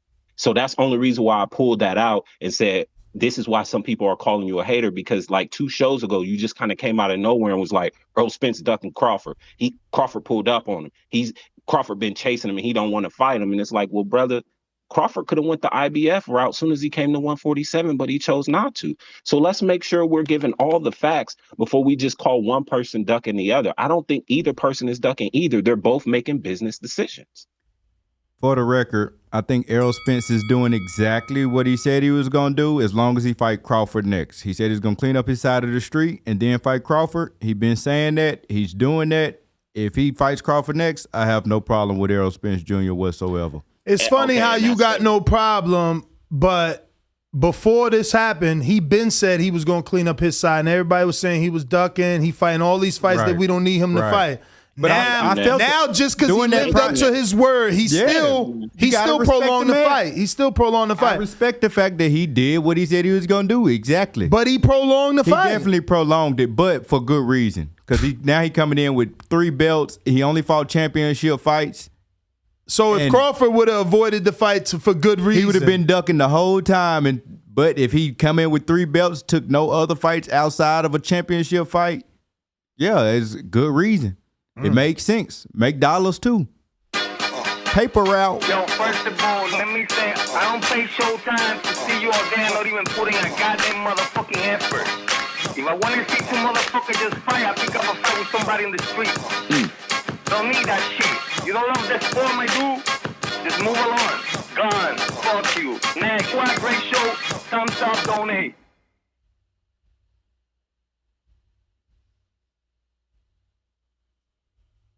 Georgie. Hey, Bo, why you hating? I ain't no hater. Listen, I gotta congratulate Bo. I gotta congratulate Danny. Both of them got Ness to do these pound for pound shows. Ness didn't want to fuck with this shit. Me either. But look at it. Match Me either. 4. 600 motherfuckers watching live. Over 500 thumbs up. This shit is alive, kicking, baby. Who's pound for pound number 1 TBB? Hands down. Ain't no shit. Listen, we gotta be open to always remember what TBB meant for everybody. Inclusion. Even if your opinion is fucked up or not, sound like a dumb list, baby. All the lists are a dumb list. This is the pound for pound list. No, who is the pound for pound?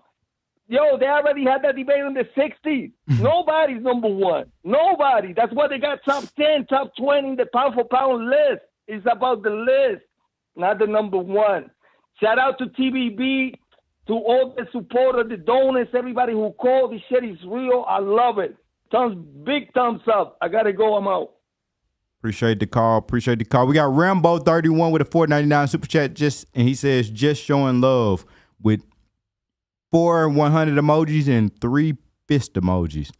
Then we got Fred Robinson with the $10 super chat. Shout out Fred Robinson. And he says, we can do 10 pound for pound lists and get 10 different top 10s. Hell yeah. It's all opinions. Average boxing fan with the $1.99 super chat says, damn, Bo sounds like my son. I don't want to hear it. Laughing emoji. Followed by High and Low Sports Central again with like the 20th super chat of the day saying, oh, he said something different. He said, Canelo is the absolute ruler of boxing. Whatever. They hate him. Then we got Candy Slim 501 with a $2 super chat says, thoughts on Morrell calling out Benavidez last week? Question mark. Fake news. Then we got Thomas Davis with the $1.99 says, Ness, the title says Canelo lost. You are bugging. What? With a crying laughing emoji. I think you had some about you. I don't even know, bro. Yeah, Bro, because they're saying that I'm telling JT he's obsessed with Canelo, but no one's asking for Canelo's position. He lost. He's no longer number one. Charlo Undisputed. He belongs on the list. Where do you rank him on pound for pound? That's literally the subject of the show. We got like what the fuck? We got Jared Lloyd with the $49.99. Holy super chat saying Charlo fought real opposition to become undisputed, and Errol fought nothing but top opposition to get his belts. Bumlord Crawford fought pedestrians and conned his way to the top. These Nebraskan housewives, a.k.a. bud tenders, need to wake up. Bud, a.k.a. trash. Wow. Jonathan Sims says... Well, hold on, bro. You got to spin the wheel. What you doing? You tripping. And then, but first we got to spend it for Fred Robinson. Damn. Fred, where you at? Fred. Oh, Fred. Nope. Bo. Somebody's at the door. Our first audition of the day, Bo. Look at Bo. Your mama gonna see that smile. No, I'm trying to figure out what we're gonna do right now. Hey, did you see I don't even think it's out yet. What? But there was BTS from last week, and you was on the phone with somebody, right? And we was talking about, you was on the phone, you walked away, but we was talking about your pictures and your angles and shit. And I just started screaming, my mom said this angle look good. My girl said this look good. But they put it in. I heard you screaming. I felt you was screaming at me because you talking way too loud to be talking to the people that was around you. But I was on the phone. Yo, Bo, terrible. Yeah, he got our guest waiting. Why you got her waiting, bro? What you doing? Take his chair out. Take his chair out. There you go. One spin or 3, right? Bro, first of all, you're not spinning for the $50. Yeah, we already spent for Fred. Yeah, but there was another one after that. Oh yeah? Or do they get a spin for counter punches too? No. Oh, okay. No, it's $10. So they don't get a spin for counter punches. No. All right. So then it is Jared. So then $50. So the first one is a smoke break. So you got 4 more or 2 more, depending if you land on the right product. Oh my God, that's crazy. So you gave us our smoke break. That sucks for you. Which is going. That's 3 now, but now you got 3 more spins. Mm-hmm.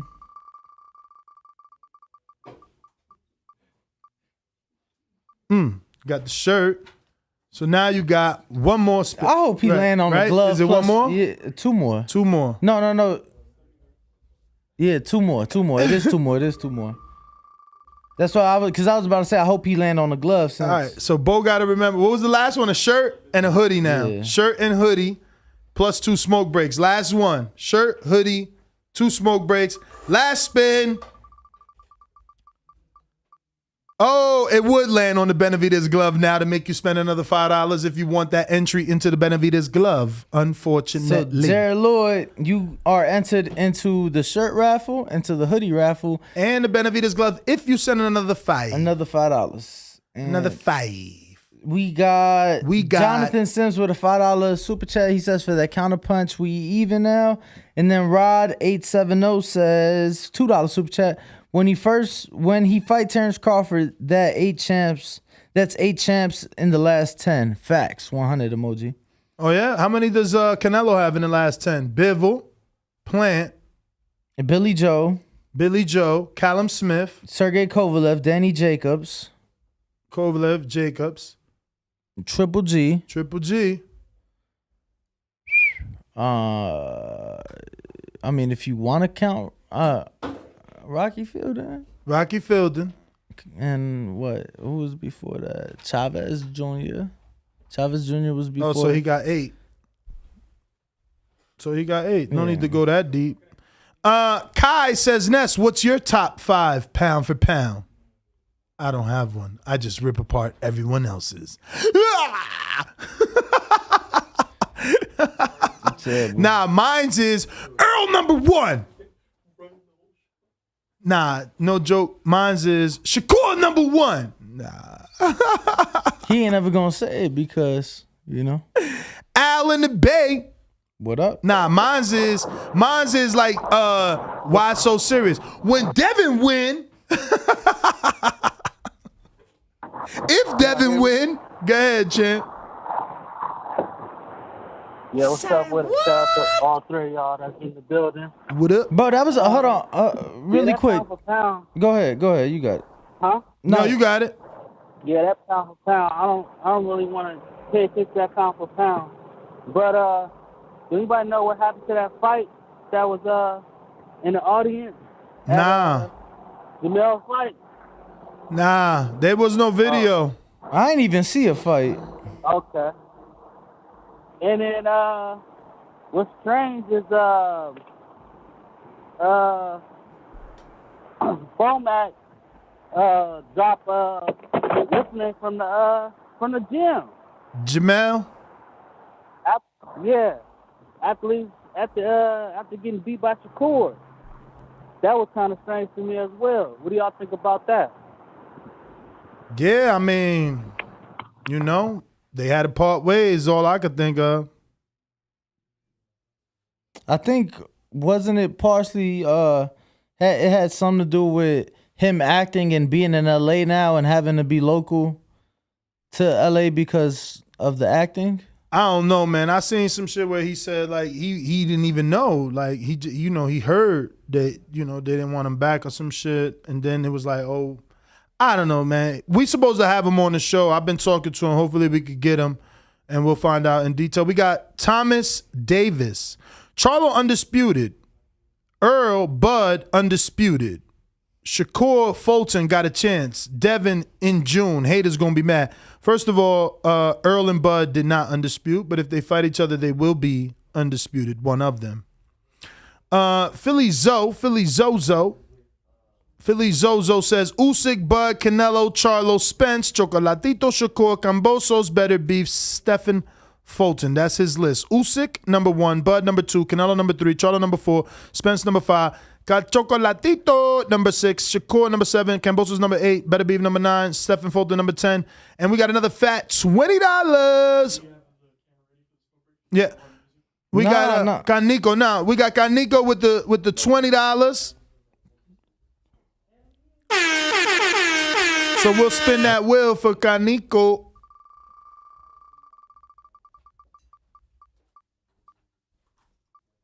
Hat. So you get an entry into the hat. That is a $15 option. So you win there like swimwear. So you got to put down Jared Lloyd for the shirt and for the hoodie. And that's it. Plus, he had 2 smoke breaks and something else, no? The glove, but he never sent the other 5. He never sent the 5 unless he sends the 5 that we don't know about. Jared Lloyd shirt and hoodie, and who was there with the hat? That with the hat. Canico Cruz. Yep. And that is the last person, and that is everybody who's on blog. We can try Bold again. Bold. Let's go to Bold. Let's go. Yo, you hear me? What up? Hello? Yep. Oh, okay. Yo, I just want to address something. I want to address some of these Errol Spence delusional fans. When they try to spin that story, they said Bo Mack said the easier route. But he clearly said he went the WBO route. And not to mention, Errol Spence didn't want to fight Terrence Crawford anyway because he told ESPN if Terrence Crawford get that WBO belt from Jeff Horn, then we can make it happen. The same WBO belt that Errol Spence tried to fight Jeff Horn for. So we need to cut that logic out of there because a lot of times Errol Spence fans like to make up some silly ass points and then they say Errol Spence playing the whole time. His plan only changed after Crawford pressed him. That's when Errol Spence plans all of a sudden had plans. He had multiple plans and he was doing audibles like he was Peyton Manning or something. But anyway, that's my call, man. Well, all right. Appreciate the call. I think that's everybody, right? Because JT is good and Stonebone went. Nesta Gibbs on TikTok and Nest GTO Instagram and Twitter. Danielle, where they find you? Bring Walk Danny on all forms of social media platform, and we are the boxing voice on all forms of social media platform to now include Cash App, but it seems like we're having some Cash App issues. Nah, it's working. It's just people good. doing it wrong. Is $THA? I mean, it's right here, bro. Like, don't fuck that up. It's right here. And we'll get that lower third with the new Cash App as well. Everything in time. Before we go, we do have to do this raffle. You could always do it in the RX box. One RX left. We don't want to let it go to waste. You're struggling with that. You're going to have to put flowers in there. Come on, man. Let's get this over with. That's for the keychain. Keychain. Boat hype. Boat hype with the keychain. What's next? Then we got the hat. The hat. Danny wanted. Nah, because you looking at it. I'm not looking you at gotta it. turn your. Somebody get it. Go ahead, man. Damn, Daniel. What you got, man? What you got? Sir Saya? Sir Saya. All right. That's the hat. That's the hat? That's the hat. That's the hat. We got a $5 super chat from Ivan Orozco. Says, thank you to Danny for taking a picture with my little brother at the fights this weekend. Yo, shout out to you, bro, and shout out to your brother as well. I do appreciate it. And it's the t-shirt. Bruh, you gonna break the hat. Jeff. That's it? That's it. Oh, okay. All right. Well, Bo, you want to let them know That's the Jeff people? Dixon specifically. The best dad ever. So don't I'm supposed to be having a shirt coming from the Canelo fight? We ain't got That's no Devontae. We don't have no Canelo fight. No, not a shirt, but did he win a prize on that night? Did we do the wheel that day? Devontae Graham. The one from Best Dad Ever, the one that won the Earl glove. We ain't do the wheel. I know. I don't know. He says don't I, so he's questioning. I don't know. Hit my DM, Bo Mason _TBV, and we'll get you right if we owe you. And you could hit Bo Never up. leave a man behind. You could hit Bo up for any tracking, any package issues, any whatever, you know. But we out. Catch us today, 4 p.m. Pacific, 7 p.m. Eastern for Untitled. Oh, that's right.